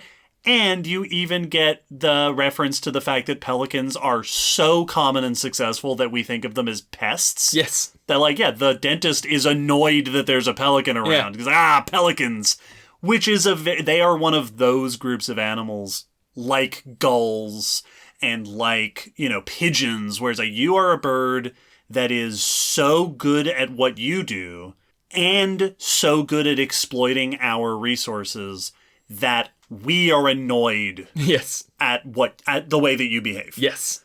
That I've been listening, recently I've been listening to a book that B, who our friend from DragonCon, wrote about pests. Yeah. And she talks about how, like, there are animals that are dangerous, and there are animals that are uncommon, and then there are animals that are not dangerous, but bothersome and common, and that's where pests are. Yes. Like, you are common enough because you have adapted well to the ways that we have changed the environment and changed our world, and that does not seem to be a hindrance to this species. Yeah, like, unlike most animals, you aren't getting out of the way of human progress. Yep. You've just sat, nope, I'm not getting out of this chair. This is where I'm going to be. But they're also not harmful. Yeah. So we're not afraid of them. No. We're just annoyed about them. Just get out of here. Yeah. And the other one that's been in my mind is Pelipper, which is the Pokemon that is a pelican, which is the example, an example of what you were describing. Bucket mouth. The pouch is always out, and it has abilities. Yeah. It learns moves that take advantage of that pouch. It's got stuff in there. Yeah, which is very fun. It's great. Pelicans are super cool. The other thing about pelicans that I, again, was noting while I was doing just a tiny bit of ahead of time research, pelicans are not... There's a lot of different birds that are pelican-shaped that are not necessarily closely related to pelicans, because that shape for shorebirds and wading birds is extremely successful and extremely common. Yes. Apparently, and I did make a note of this because I thought this was cool, apparently the pelicaniform lineage includes herons and spoonbills and ibises. Yeah. But most closely related to pelicans, at least according to more recent studies, are hammerkops, which I don't know what those are. Nope. And shoebills. Hey! So pelicans are also in the cool company. Yeah, like they the are. pelican family is a cool group of birds. Well, and that's one of my favorite things about pelicans is they are cool looking and cool behaving animals. Like, they've got this big long bill. It has this awesome hook at the end. Yeah. Which is just purely just from an aesthetic standpoint, so cool. Mm-hmm. Oh, that I love that just little satisfying hook. They're big. Yes. Like, they're beefy, heavy birds. They get, like, I've seen every now and then a video goes around on the internet of, like, a pelican interacting with a child. Yep. It'll be like a 5-year-old child or something that is shorter than the pelican. Yep. And you watch the video and you're like, you need to get that child away from that bird. Yeah. Someone's going to get hurt. Yep. And I'm going to be sad about whichever one it is. Yep. And it's like, even the smaller species of pelicans are big birds, for flighted birds. Yeah. And they also hunt in just one of the most hardcore ways. Yeah. And actually, I was going to ask, could you explain, because I generally know how pelican hunting works, but I'm sure I don't. I'm sure that I am misled in some ways. So they are dive bombers. Okay. They fly above the water, and like gannets that then dive bomb into the water, but gannets dive into the water. They actually dive down below the surface. To go after fish. The pelicans look for fish at the surface, dive toward them, and then deploy the bill, the sack on their bill, their gular sack. And they scoop up the water. Yeah, but they actually collide with the water. So they hit and try to scoop and then come up, and you'll see as they now float on the surface whether or not they got something. Well, I remember that there was a discussion I saw with some paleontologists at one point talking about how it's been suggested that pterosaurs might have hunted in a similar way to aquatic birds like that. And one of the points that some researchers were making against that is that birds that do that today have all these adaptations in the skull to resist the force of flying headfirst into the water. Yeah, like I use the word collide on purpose. Yes. It's a very violent, like watching pelicans hunt is intense. They don't do these like super high altitude dives. It's usually fairly close to water, but they're a big, heavy bird. So they come down with some force. They're not these agile little arrow-shaped birds like a gannet. They are this big, bulky, not agile. They are actually very clumsy flyers. Good soarers, very clumsy flappers. Yep. They're not efficient. I've seen Finding Nemo. Yep. When he gets in the office and he's very clumsy about it. They're very like very much like the Looney Tunes vulture. Yep. Like they're not graceful, and so when they come down, it's just this smack. Bang. Well, they're ram feeding. Yes. Which is a very because we've talked about ram feeding with whales. Right? Whales and some fish will do this, where ram feeding is you just open your mouth and swim real fast. Yes. Pelicans are ram feeding from the air. Yes, using gravity into the water. And yeah, that is intense. Yes. That is a very intense, not only like conceptually that's very cool, but physiologically that is a lot to do to your bird body. Yeah. So they've got like reinforced skulls, reinforced neck bones. They've got a lot of thick like fibrous tissue in the chest, and I think on the head as well, but the chest is the part that I remember for sure.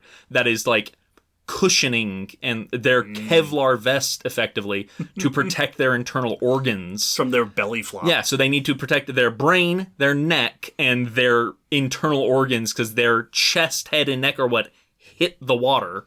And so yeah, most other birds, if they tried to do what the pelican does, would just kill themselves or seriously injure themselves. Yeah, well, it's very much, I'm sure another near universal human experience is seeing a bird that has run into a window. Yes. Or so flown into a window or something. That most birds are not adapted. I wonder if a pelican would like survive better, right? Flying into a window. If I were a betting person, I'd be more willing to bet on them doing well. Yeah, they're also big. They're tough birds. Their lack of grace also gives them that like if anyone's had that clumsy friend that's just like my Lenny, is that his name? Of Mice and Men? Oh, yes, yeah. Just big and not very well coordinated. Yes, and just like trundles their way through rooms and environment. Pelicans have that feeling where like they're not graceful, but because of that, they'll face plant trying to get down from something and then just get back up and keep going to what they're like, all right, that's how I got down. I'm where I wanted to be. Yep. Why are you making a big deal out of it? Let's go. It must be... And this is probably true of a lot of animals. Being hunted cannot feel good. But to be a fish, just swimming along, enjoying the sun just below the surface, and then suddenly... You look up, it is a mouth. And just, bam! And now you're in the air. Yes. Your head is sticking up.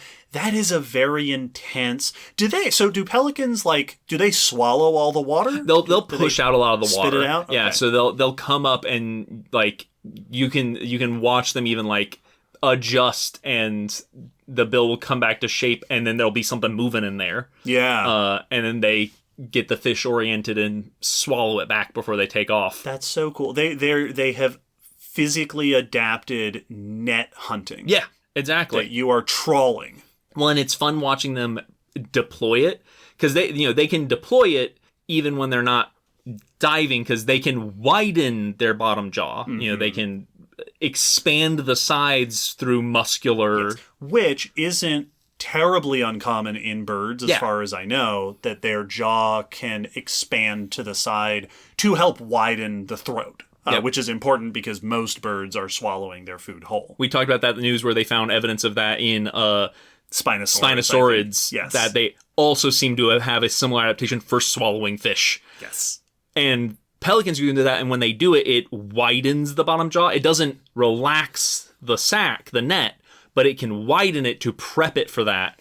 And so when they are just biting at something, you'll watch them expand that bottom jaw, and it's very neat because it gives you this very clear mechanical idea of what's happening and how they're initiating it.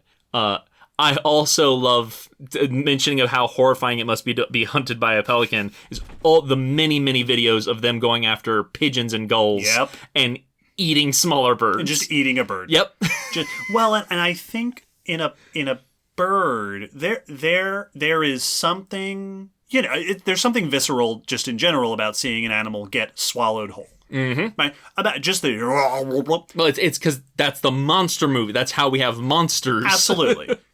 There is something extra weird about it when it's a bird doing it. Especially with pelicans, it's the long bill that does not look like a traditional hunting weapon. Yeah. As we think of for animals that feed that way. It's not shaped like a meat hook. Yeah. It's not shaped like a spear. It's not full of teeth. No. And then birds also tend to have those skinny necks that just expand out while they're swallowing it.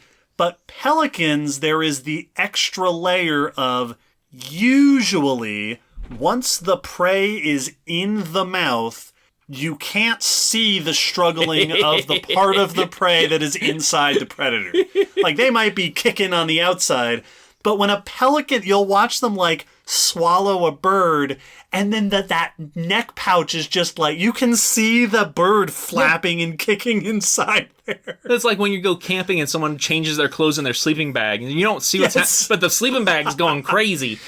So it really drives home. It's like, no, that thing, that bird is fully alive and active. Well, it's like the horror movie scenes where you see the shadows of the person's last moments before they're eaten. Yeah. That's effectively what you're getting. You're not seeing this animal get eaten, but you're getting all the play-by-plays. I think pelicans rank very high on, as far as animals go, on surprisingly disturbing. Yes. Like, pelicans don't seem scary at first, but pelicans in action are very intense. Well, my two favorite things on that note is... One, when they like with their neck in their sack, their gular sack, you'll see them like yawn and stretch. Yep. And when they do, their neck will come up through the pouch. Yep. If you have not seen a video of a pelican yawning, Google it. It's so bizarre. But also a similar kind of motion when they've caught something. They have to get it back to the throat. Mm-hmm. And what you'll watch them often do is take their bill and press it into their chest to squeeze the prey toward the back of the sack and get it into the right position for swallowing. And so it's like you get suddenly scooped up into a pillowcase and then squoze toward one end where you are going to be shunted down a tube. It's fantastic. Pelicans are so cool and weird. They are. And they were also fun to talk about because they were a great conservation topic, especially for brown pelicans, because they were a great conservation success story because DDT, the pesticide, decimated pelican populations, brown pelicans specifically. And it was one of those things of like side effects you don't see coming. They would eat fish who had eaten insects killed off or poisoned by DDT. They are accumulating the pesticide. Which did not poison and kill the pelicans. It meant they couldn't form a solid eggshell. Oh, that's right. It interfered with the formation. So the pelicans were fine. They weren't poisoned the way we would think of it. They weren't falling out of the air. They weren't coughing and hacking. But their eggs were structurally unsound. Mm-hmm. So a much smaller amount of pelican eggs were making it to full development and hatching. So you just had a sudden drop off in the birth rate of pelicans, and it just destroyed their populations. It was only after DDT was regulated and the pelicans were protected that they were able to bounce back, and then they did. They're one of those rare moments where we almost wiped out this species fully unintentionally. Just fully side effects of us being reckless with our use of this chemical. then, and this is not a small, fast reproducing, like this is a big animal. Yep. So like 9 times out of 10 in this scenario, the animal doesn't stick around. But we responded, we protected environments, and the populations have been coming back. And it's always exciting when you can tell those kinds of stories with an animal, because you get to tell the conservation stuff of, and this is why we need to be mindful of not just the immediate side effects, but the secondary and tertiary side effects of what we do. And it also lets you show that, this sort of change does work. Yes, it's like conservation does work, and it's nice to get to tell a happy story when you're talking about conservation. Like, here are manatees. How sad do you want to be? Yes. How many scars do you want to see? Here's dolphins. Also, they are not doing super, super great. Mm-hmm. Pelicans? We did right by the pelicans eventually. Which also is a great indicator of how, as we were saying, how good at surviving pelicans are. Yeah. That, like, once the obstacle was removed, pelicans were like, all right, let's go back to being pelicans. Yes. To being this cosmopolitan, successful species. Yes. Very cool stuff. Well, thanks, geologist Johnathan, for this suggestion. It's always exciting to get to talk about animals. The mini-episodes are a great opportunity to talk about creatures we don't get to talk about as often, or that we haven't talked about on the podcast before, especially groups of birds, that we just don't do a lot of bird content compared to some other things. So, very cool, fun conversation. Yeah, they're great. Good choice. Good birds. We hope that you enjoyed this little pelican discussion. Hopefully we'll get the chance to talk about pelicans more in the future. Thank you, as always, and so much for your support of us on Patreon. As you know already, that support allows us to keep doing all the great podcast stuff that we enjoy and that presumably you also enjoy, since you are supporting us to do more of it. Yeah. Like I said, we hope you enjoy this one. We hope that you stick around for more content to come in the future. And bye. So long. I had to wait. It had to be the last thing. Yep. No, I gotcha. Oh, I gotcha.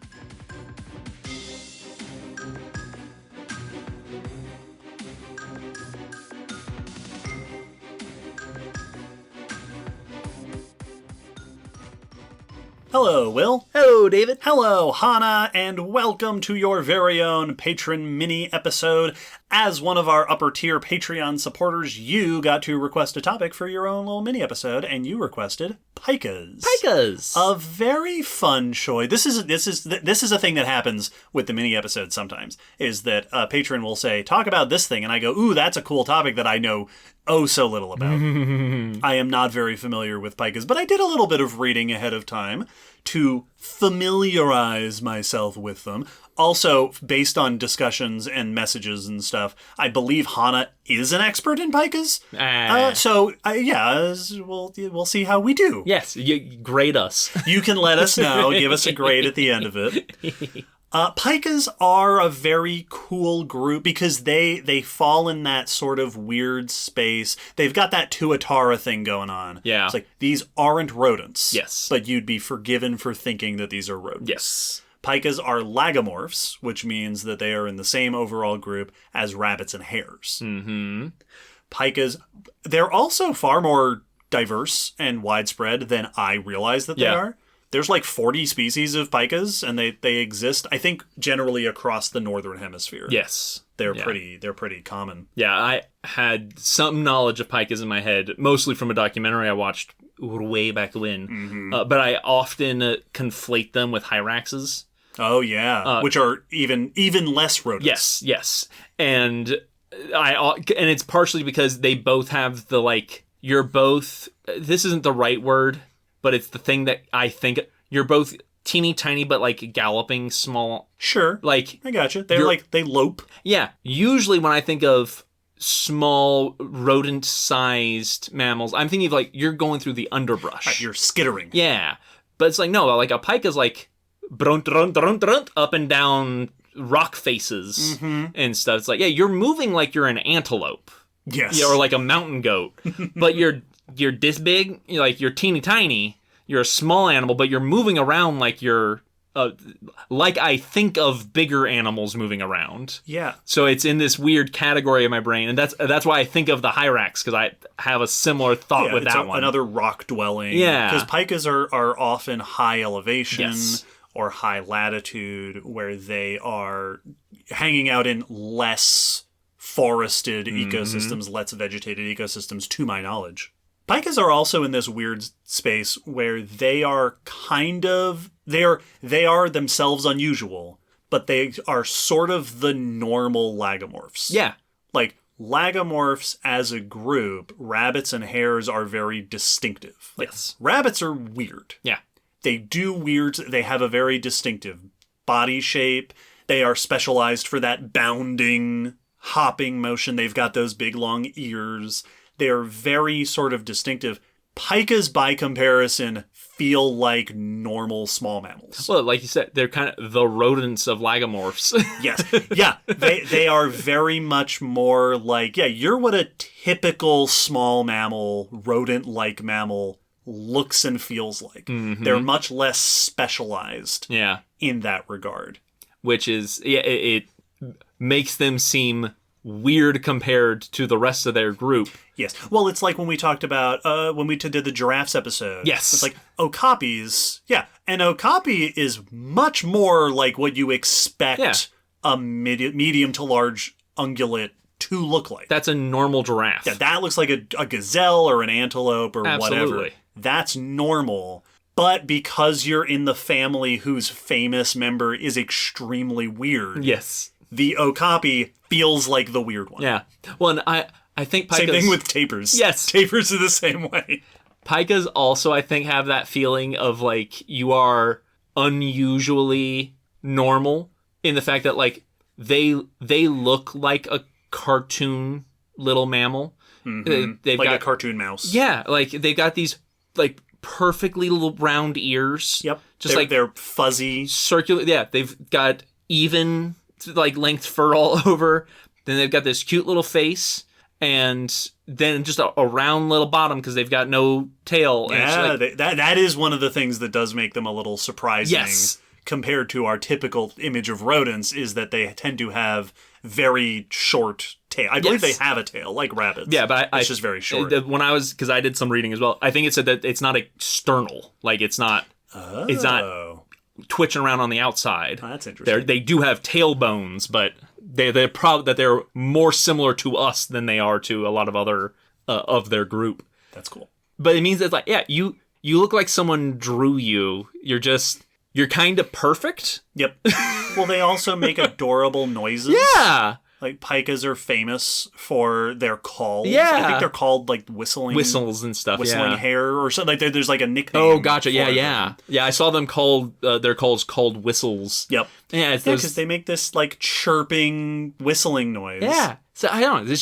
It's like someone said, I need to design a cute small mammal for this kid's show I'm making. And then someone made the pika. And it's like, yeah, there you go. This is it. This is the one. That's waiting to be the mascot for some uber evil conglomerate.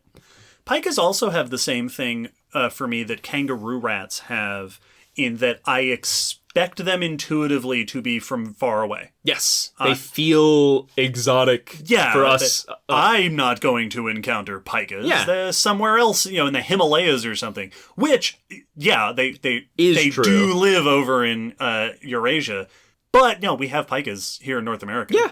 We got them over in, I think they're in the Rocky Mountains. There's a handful of places around here. I think we have 2 species of pikas. Okay, cool. In North America, which, I underappreciate. Same thing with kangaroo rats. Mm-hmm. It's like, if I want to see kangaroo rats, surely I can just go drive over to the other part of the country. Yeah. And apparently they're not even hard to find. Yeah, no, like, they are... In their ecosystem, they are the most abundant animals around. So it's got that... You don't feel like most of the other things we have here, so surely you've got to be living somewhere else. But no, we've got them here, and that's very cool. Yeah. I'm sure that there's weird stuff about pikas that, like, if we did a deep dive, we would find all those oddities that make them sort of stand out. But in my mind, they feel like that intermediate place between typical rodent and rabbit. Yes. one of the coolest things I knew about them, which I learned from that documentary, because it was focusing on the fact that they cache. They That's right. Yeah. gather vegetation mostly. I saw the Wikipedia said that there's at least one species that has been known to gather birds. Yeah, I saw that. Yeah. They'll like stash dead birds to then feed on them later. Yes, but that they cache. Evidently, it's called a haystack caching of just vegetation in their little alcove. Yeah. Another very common. I mean, rodents, but small mammals in general. This is a lot of small mammals. Rodents and other rodent-like things are really good at that. Yes. Collecting and stashing food and supplies for later. Absolutely. And it was showing them doing that, like running up and down the rock face that they were on, the slope, and gathering up wildflowers and other plants and then taking it back and adding it to this bedding that will be food when winter hits. Yep. But the thing it talked about, and I double-checked to make sure that this wasn't just like a cool factoid thrown out by a documentary in the early aughts that is actually complete nonsense. But it said that they will gather poisonous wild plants, toxic plants, and that the toxins act as a natural preservative, and so that during winter, those last longer, they rot slower, and they... toward the end, while they're getting toward the end of their cache, they'll start eating those plants because the toxins have now broken down. Yeah. Making them edible, but also has kept them good further into winter. That's so cool. The array of adaptations, behavioral adaptations for preserving food in the long term that you see in small mammals is fascinating. It's really cool. I was like, that one's got so many things of like, that feels like one of those things that you'd tell me about like ancient people somewhere. Mm-hmm. Like, actually, we know that they would gather these poisonous things. Yes. But if it's like when you find out, it's like, yeah, they ate those things. Like, aren't those poisonous? Yes, but they figured out how to neutralize it. Yeah. Before they ever had electricity or anything. Like, it feels like one of those things that you learn about ancient people. Yep. And we keep getting... Probably there were ancient cultures and maybe even modern cultures that do the same thing. Like, and where you're reminded that, like, yeah, humans have been just as smart as humans are. Our IQ hasn't increased. We just have better records and technology. So we've been clever the whole time. This feels on that level, but it's a little pika. Well, this is very much feels similar to the thing that I learned when putting together the third fungus episode, that squirrels have been known to dry out mushrooms before stashing them, so that it won't rot and like get all gross with the water content. And are you smarter than a pika? Right? It's so cool. It makes me wonder, like, do you purposely go find the toxic plants or do you sort them after you get back and, then do the sniff test? And because, like, if I remember right, they talked about the fact that the gathering is pretty hectic because you're out in the open. So it's more just grab. Figure it out later. Run. All right. Now, and so it make perfect sense if you're sorting then. And I would love to know, are you seeking those out? Or are you going, all right, cool. Evidently, this is going to be long-term storage. Very cool stuff. Yeah. Pikas are what I wish... Here's a little... Now, I won't go into any details because as of recording this, and by the time Hana receives this, presumably, this won't be out yet. Yeah. But this discussion about pikas does seem very fitting for a certain other conversation that we had in another special episode that is in progress. I will be now, having had this discussion, I'll be able to keep pikas in mind for future spooky years. That's a cool... I would love to see, if any of our listeners are paying attention to this, how often something comes up in spooky after we had done an episode about it. And now we know, like fungi came up a bunch of times in this year's spooky. Pikas, noted. Yes. I will keep these little weirdos in mind for future... Well, and that's one of the fun things with these mini episodes is we get to dive into groups, but we also have shallow dive. We also have that moment where we're reminded, like people will ask for something, and I'll go, "Oh, right, pikas." Yes. It's just you can't remember all animals at all times. So I love these mini episodes because it's a great way to remind me where someone's like, could you do this? Not uber obscure group, but not one you've thought of for a while. And I go, oh yeah, happily. Yeah. The other thing that always comes to my mind with pikas, and I think maybe some of the earliest memories that I have of like learning about pikas and reading about pikas is that I remember being a child when hearing people insist that Pikachu is named after pikas. Yeah. Because it's a small mouse-like creature. And I remember at the time being like, I don't think that's true. That doesn't quite add up. And I'm right. That is not why Pikachu is named Pikachu. Yep. It has nothing to do with pikas. It's not Pikachu. It's not Pikachu. It's Pikachu. Even though that does, like, coincidentally, although I don't know where the word pika comes from. Oh, yeah. Pika in Pikachu is a Japanese onomatopoeia for, like, sparks. Yes. Chew is, I want to say chew is like the noise that a mouse makes. Something. Yeah. It's something mouse related. And then Pika is like sparks. And then Rai is thunder. So it's the leveling up from little bits of electricity to big bits of electricity. Yes. In the name, but it does happen to also spell out the English name of a very mouse-like creature. Yes. So it is a perfectly understandable juxtaposition. And I'm sure if you asked Game Freak, they'd be like, yep, that's why, yep, absolutely. Well done, you spotted it. We were wondering when you'd figure that one out. Oh, yeah. Yeah, modern Pikachu is a lot less Pika-like than original Pikachu. Yes. Who was a little ball. Yeah. A little sphere of a creature. Yes. Yeah, no. Pikas are pretty cool.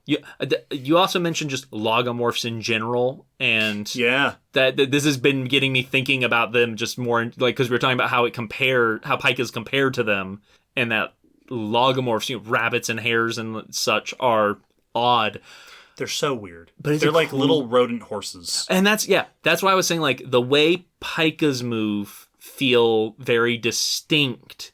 Like, watching the documentary of it running up and down if you slow down lots of small animals running, they look like bigger animals running. Sure. But I don't know, just something about the way the pikas move felt. Well, they bound. Like an antelope or like a gazelle does. And it's like, you're moving the way I would think of other mountain animals moving, but that are much larger than you.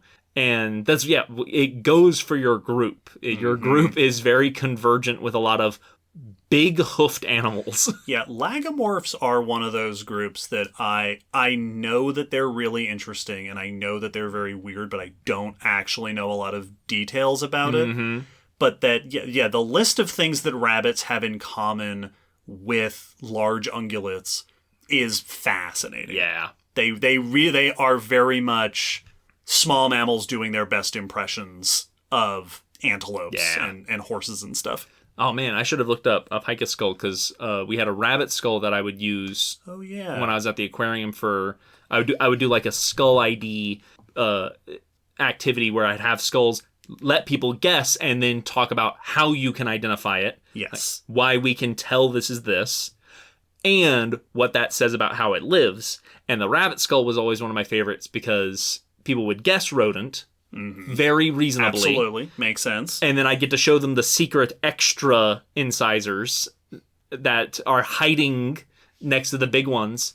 But they also have just such a lightly built skull. Rabbit skulls are very distinctive in their overall shape, but also, their bones are paper thin. Yes, in a lot of parts of the skull. The nasal area is just full of this spider webbing of very delicate bone. So I would get bird very often. People would guess bird for it. Yeah. And I fully got why they did, because if you think of light skulls that have kind of a hooked face, bird makes sense. And so, I didn't look up what pika skulls look like. Pika skulls, I've brought one up. Yeah, there we go. Talking, do have quite a bit in common with rabbits. They do have the extra incisors. Yep. You can see them back Absolutely. there. But more robust. And that's kind of what I was expecting. Yeah, not nearly as delicate looking. Yeah. Also a little more... I mean, rabbit skulls look a lot like rodent skulls. Yes. To begin with. A pika skull does look a bit more like a typical rodent skull. Absolutely. Like that. if you showed that to me at a glance and I didn't pay attention, something not quite beaver, but something like ground squirrel, Yeah. I would absolutely guess that. So it's interesting that they stand out from their cousins even in that way, that they are it seems a bit more robustly built, at least from the skull. Yeah. Rabbit skulls even kind of look like horse skulls. Yeah. They've got that big, deep lower jaw, that protruding nasal bone. Here we go. This is what the vibe I get off of rabbit skulls and horse skulls that they share. Both look like they're being strained to their structural limit. Yes. They look like the bones have been stretched and are like taut. Yep. It's very long face, but also like the bones are extended and stretched almost. Mm-hmm. It's got a very similar curve at the front of the maxilla. Yep. Like, there's a lot in common here with large ungulates. Horse skulls and rabbit skulls, they give me anxiety. Not because they creep me out, but they look like they could use a break. Yes. And honestly, yeah, they probably could. Probably could. Pikas skulls look like they're a little more relaxed. Chill. Yeah. Up in the mountains. Absolutely. Don't have to worry about much. Yes. It's a simple life, but it's a good life. Hana, thank you so much for suggesting this topic. This has been a lot of fun to discuss. We hope that you have enjoyed it. We hope that we have done you proud and your favorite animals proud. Thank you, and of course, for your support. Your engagement with us. We appreciate your listening and your encouraging and your helping to allow us to do all the podcasty stuff that we like to do. Yeah, it means a ton, and these are so much fun to get to do, so you also let us do this, which is great. It's fantastic. Certainly there will be more Lagomorph discussion in the future of the podcast. Oh, yeah. We have yet to do a Lagomorphs episode. That's inevitable. That'll be down the road sometime. For now, you can go listen to the horses episode. To sort of get your rabbits fix. Bye. Bye.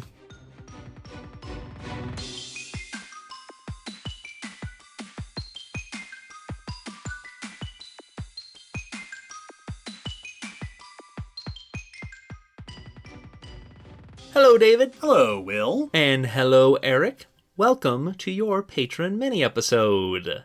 As one of our top-tier patrons, you got to request your favorite animal for us to talk about here on your mini-episode, and you asked for woolly rhinos. Well, very cool choice. Yeah! Woolly rhinos are one of those... They're like the B tier of famous Pleistocene megafauna. Mm-hmm. Like, one step down. They're like upper B tier.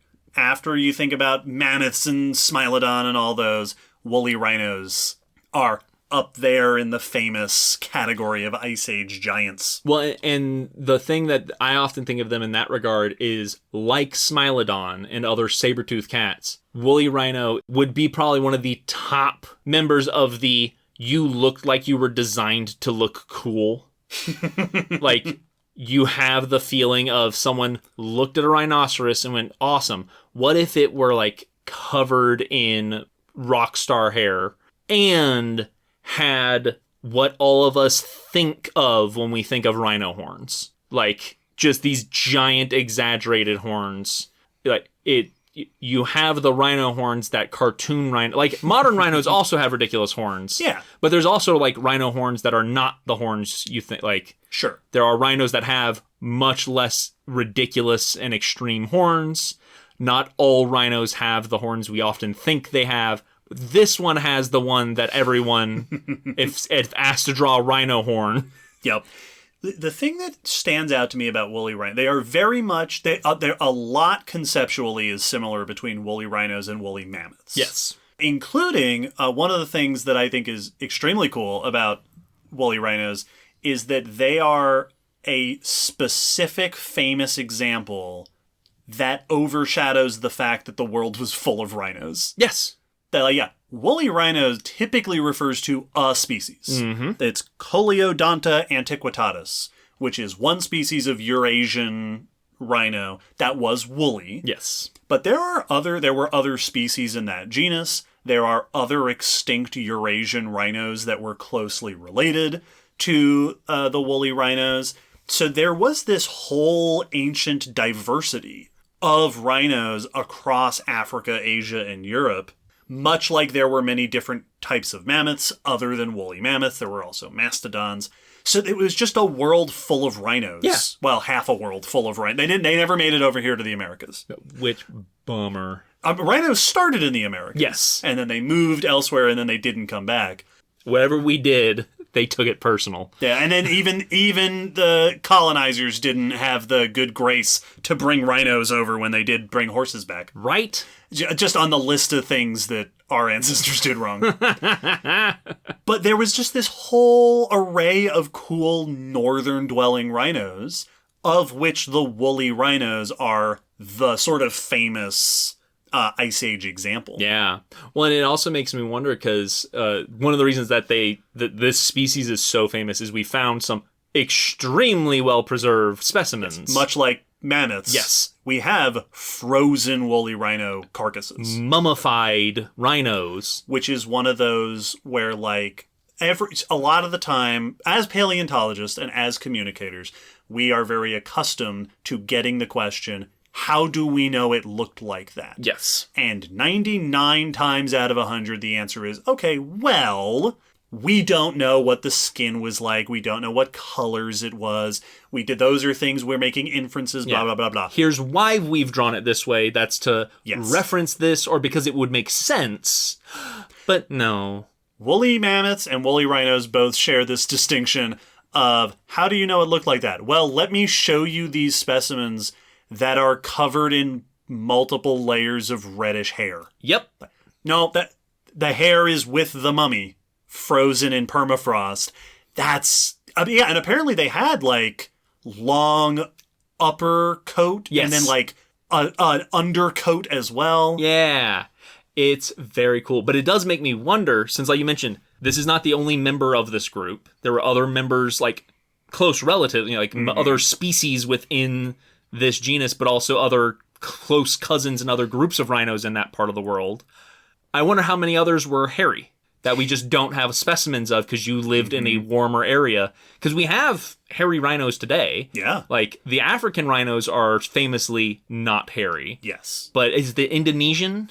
I think the Indian? Or the Sumatran... Might be Sumatran. Sumatran rhino, I think. Which, incidentally, apparently the Sumatran rhino is the closest living relative of woolly rhinos. Yes, and they are also covered in reddish hair. Yeah, they're not, like, woolly. Yeah, it's not a coat like on a dog or a cat. But they are pretty hairy as rhinos go. Yeah, as far as our typical rhinos today.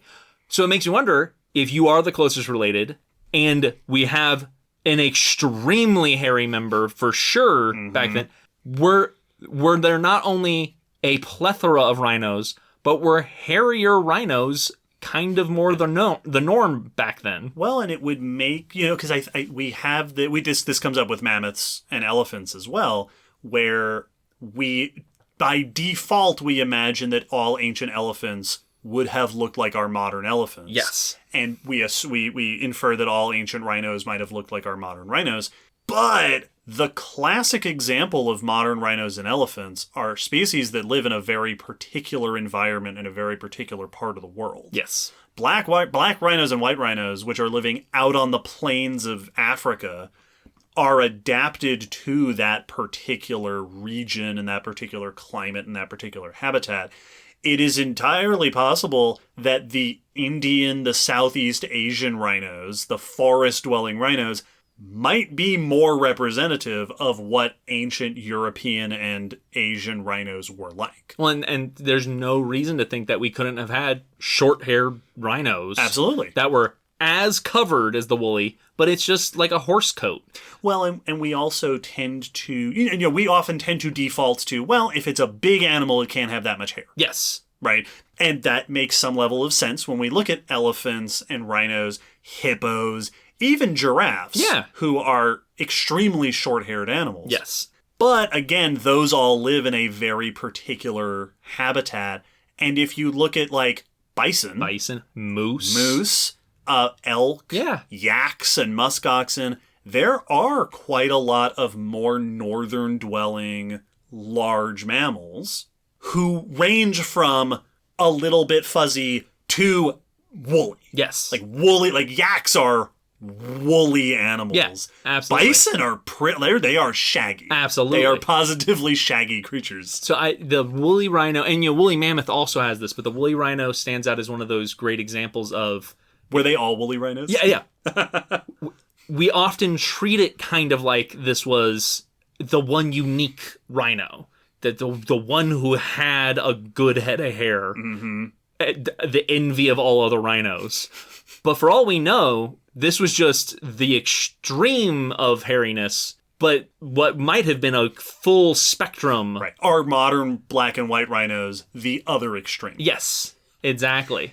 The other thing that I think is really interesting, sort of following that note, but then going the other direction, I find it surprising how not weird woolly rhinos are. Yeah. Compared to modern, especially white rhinos and black rhinos. They're a similar size. Yep. Right? We think of them as being Ice Age giants, because they were. Yes. But they were about as giant as the biggest modern rhinos. Because it's very easy to forget that, rhinos are, if not for elephants, would be arguably one of our biggest land animals. Big rhinos today are getting up into 2-ton. Yep. They're huge. They're massive. But other than that, like woolly rhinos, they are about the same size. They seem to have had a very similar habit in their lifestyle. They had similar horns, like you were pointing out.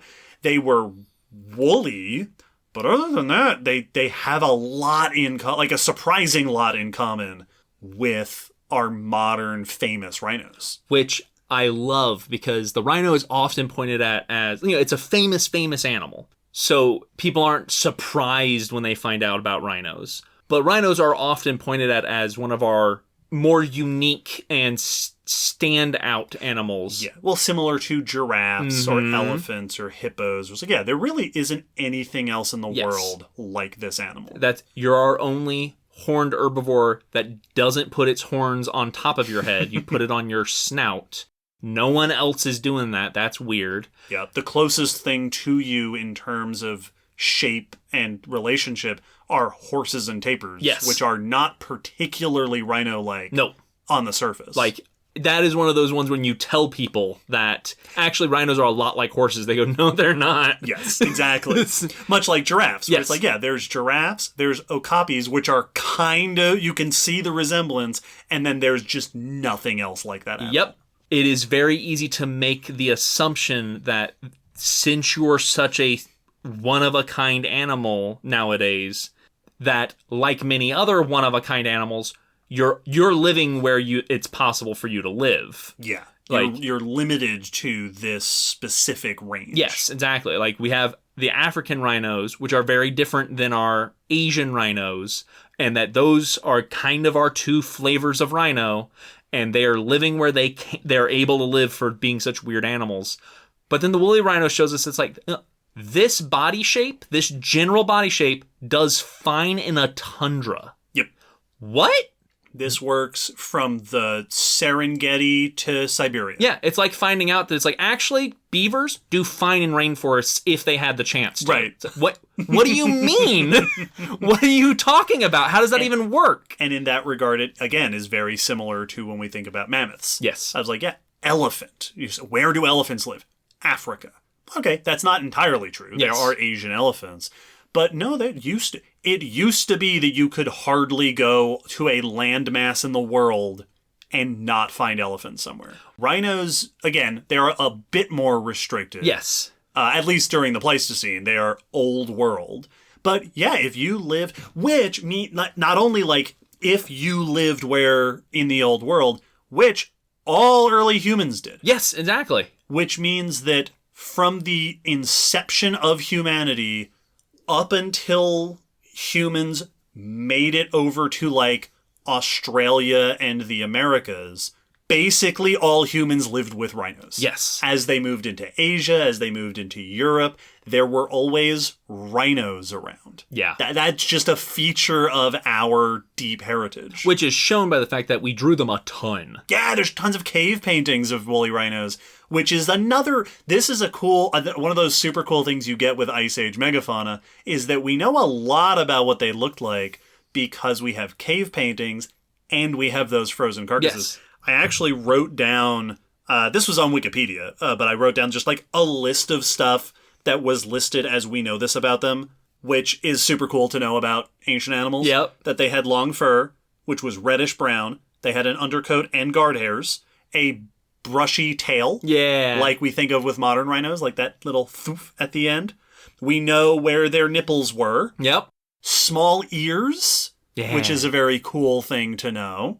And their tails, we also know their tails were very short. The short tail and the small ears are both adaptations for colder environments. Absolutely. You don't want dangly body parts out in the cold weather, because that's just going to freeze off. Yeah, there's keeping the extremities. Often we'll see animals in colder, especially mammals, in colder environments with shorter limbs, shorter necks. It keeps everything closer to the core of the body so that it doesn't get frostbite down at the tip of your fingers or whatever. Yes. Well, and I think one of the coolest things that I saw like mentioned in the article, the wiki article, is then like they had very long nose horns. Mm-hmm. And, which is not unique to them. I can never remember if it's a black or white rhino that I always think of having the especially long nose horns.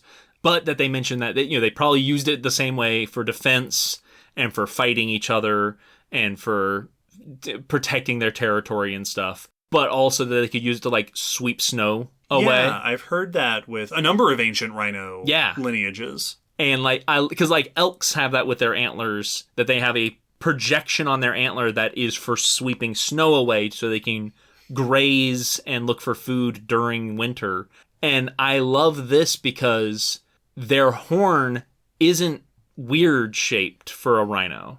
Mm-mm. It's like if I held up a woolly rhino horn and a modern African rhino horn, unless you're a rhino specialist, those are rhino horns. You probably wouldn't be able to tell me which one is which, especially if they were like replicas. So it's not, one's not fossilized and one's not new. If I just gave you 3D prints of both of them, you would probably have some trouble telling me which one's the ancient horn, which is fascinating to me that it means like that's a very specialized habitat that you might have been using your horn to help you survive in. Yeah. That our modern ones never even see snow for the most part where they live. Yep. Like, the average rhino probably never has a snow day ever, and yet your horns are still the same shape but able to do different jobs. It does make you wonder, what are the various uses of a rhino's horn across different habitats and across time? Yeah. That, our rhinos use their horn for a very particular thing, but you've got this big utensil on the front of your face. Yes. That if there's a way to use that by moving snow around, we also I don't think we have any modern rhinos that have particularly large horns that are also forest dwellers. Mm-hmm. Yep. Would you have scraped on trees with your horn the way that elephants will do to scrape bark off trees with their tusks? Yes. Or to mark your there's a bunch of things you could do with a horn that our modern rhinos just don't have the opportunity to do. Yeah. For the most part. It's it's such a fun case study. Yeah. Of you're familiar with this shape of animal in a very different situation. Now we're going to show you that if you give it a fur coat, it's perfectly fine in effectively the opposite scenario. Yes. Like I said, it's like finding out that he's like, actually, if you just know how to drive it, tractors can do NASCAR perfectly well. It's just, what? That you shouldn't be able to do both, but evidently you're really good at doing, and they are different. They have smaller ears and smaller tails. Sure. They are more specialized than just a fur coat, but not aggressively. Yeah, they're still mostly just a rhino. Yeah. If I showed if I shaved it and showed the silhouettes of... That's just a rhino. They are very similar silhouettes, and that's fascinating. So cool. Very good. Very cool stuff. Well, and this is I like when we get to do a Patron mini episode where we get to go into a little extra detail. Sometimes we do a mini episode and it's a topic we haven't done in the podcast yet. And then sometimes it's like this, where we did a rhinos episode. Ep 129 was rhinos, but we didn't really get to muse very much about woolly rhinos and Ice Age rhinos because we were doing all of rhinos. All of them. And so we were doing the flyby. So I like when we get to have these discussions and go, yeah, let's zoom in on this one because this is very cool and there's a lot to say about it. Woolly rhinos are a really fascinating one because they're interesting biologically, but they're also interesting in a communications regard. As representatives of the fossil record, as how we portray ancient animals, how they relate to modern animals. Woolly rhinos are a really cool example of when our human perceptions and expectations match or don't match what we actually see in nature and in the fossil record. Yeah. Yeah. I also wonder about them because, rhinos are such charismatic animals that they have just all these reputations and all these famous things about them. And very, very famously, they are, often portrayed as short-tempered or at least very reactionary. Right. Rhinos tend to be fairly territorial. Yes. Rhinos are quick to charge. Exactly. That's one of their first responses is let's scare something away. And as is always fun to ask about fossil members of a group, were woolly rhinos like that? Yeah. Or were you different? Were woolly rhinos the alligators? Yeah. The American alligator of rhinos? Yes. In that it's you could just if there's one at the watering hole, you just don't poke it. Yes. But, you could just walk up right next to it. Absolutely. And get a drink. Well, and it's also one of those things that don't walk up right next to alligators. No, let them be. Don't go near American alligators. But it's also a good reminder of we attribute so many rhino things to African rhinos. Yes. But Asian rhinos, from what I've heard, don't have that same reputation. They're still a big animal that I'm sure is very dangerous to be close to if you're in the wild. They'll knock you on your tuchus. Yeah, being in the proximity of a cow can hurt you because it stepped on your foot. Yes. Because it put a ton of cow on your foot and crushed your foot because you're tiny compared to them. But they don't have that same reputation for just if you see a rhino, back away slowly and don't make any sudden moves. And so, were you more like Asian rhinos? And even though you look a lot like African rhinos in your shape and your horn size and everything, were you a fairly benign, or were you a terror of the tundra? Yes. And is it one of those where, the elephants in this are the biggest, toughest? They will still make way at the watering hole sometimes. Yeah. Because they don't want to pick that fight. And you're such a charismatic fossil animal. I want to know how you acted. I would also be curious, and I don't actually know if we have any direct evidence to indicate this, but large animals that live far north in especially colder regions often also tend to be more gregarious. Yep. We think of with elk, and I guess moose are not really like that. Yeah, that's true. Moose defy what I just said. But bison and caribou and things tend to group together, partially because it's good for protection, but also because they're migratory, because they live in an area where resources are not always reliable. Modern rhinos we do not think of as being gregarious. They're typically hang out by themselves. But there could feasibly have been herds of woolly rhinos. Yeah. I don't know if there are fossil sites with lots of rhinos in them to indicate that. Any cave art of groupings. Yeah. But they might have had lifestyles that were different than what we think of with rhinos today. Well, and rhinos are such stereotyped animals modern-wise. I don't remember what documentary it was I saw. It was the Netflix, the Wild at Night, or the Oh, yeah. With all the nighttime footage. The nighttime footage that talked about the fact that nighttime footage of rhinos found that they're actually surprisingly social at night. Yeah. That they found a gathering of multiple parent, child, and individual rhinos coming together, and it was half a dozen rhinos by the end of it or something. I can't remember the exact amount that showed up, but it was a much larger grouping of rhinos than you would typically see, and they were all pretty chill with each other. Yeah. And it's how complicated were you? Because our rhinos have built up such a reputation in our minds that we have this very distinct idea of what a rhino is, but we don't actually always understand them, or the popular perception is not actually accurate to what they are like most of the time. How much of that was true for woolly rhinos, and how much of it was true for the ancient people observing them? Yeah. Well, and also, our rhinos act differently day and night. Woolly rhinos would probably have behaved differently winter and summer. Yes, absolutely. The modern African rhino, and indeed, for the most part, modern rhinos in general, don't get winter. Yeah. They just don't live in a part of the world where winter is really a thing. Would woolly rhinos have been more gregarious, more social during the cold, dark winter, and then more individualistic during summertime? They're absolutely, they would have been as complex as we see in modern rhinos and beyond. Well, and on that note, do we only know what their winter coat looks like? Yeah.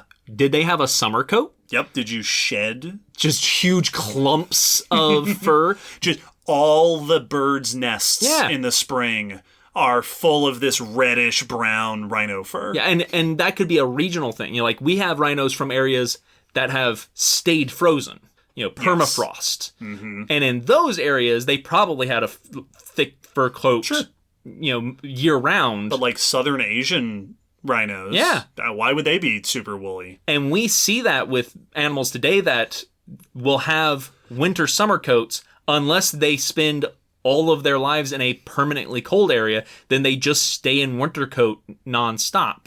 Yep. So do we only know what one coat looks like? I have no evidence to go off of that this is the case, but we know a surprising amount, but that also just leads to all the questions of, we only know what you're like in this really cold area, and that's fascinating. Yeah.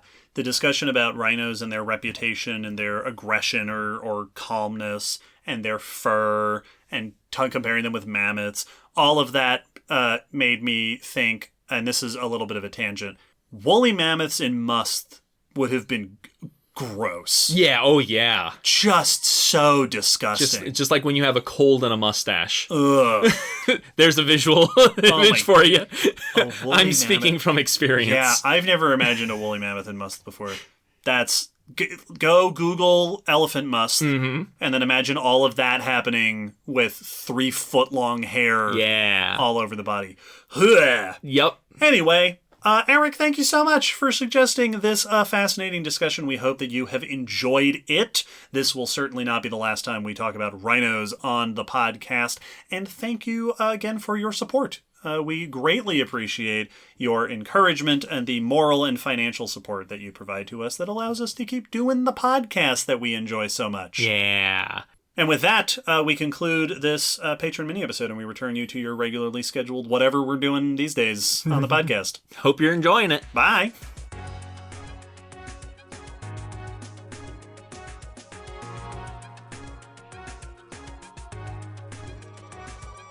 Thanks for listening to the Common Descent Podcast. You can follow us on Facebook, Twitter, YouTube, and check our WordPress blog for pictures and links after each episode. Huge thanks to our patrons whose support helps keep this podcast running and who get access to bonus goodies on Patreon.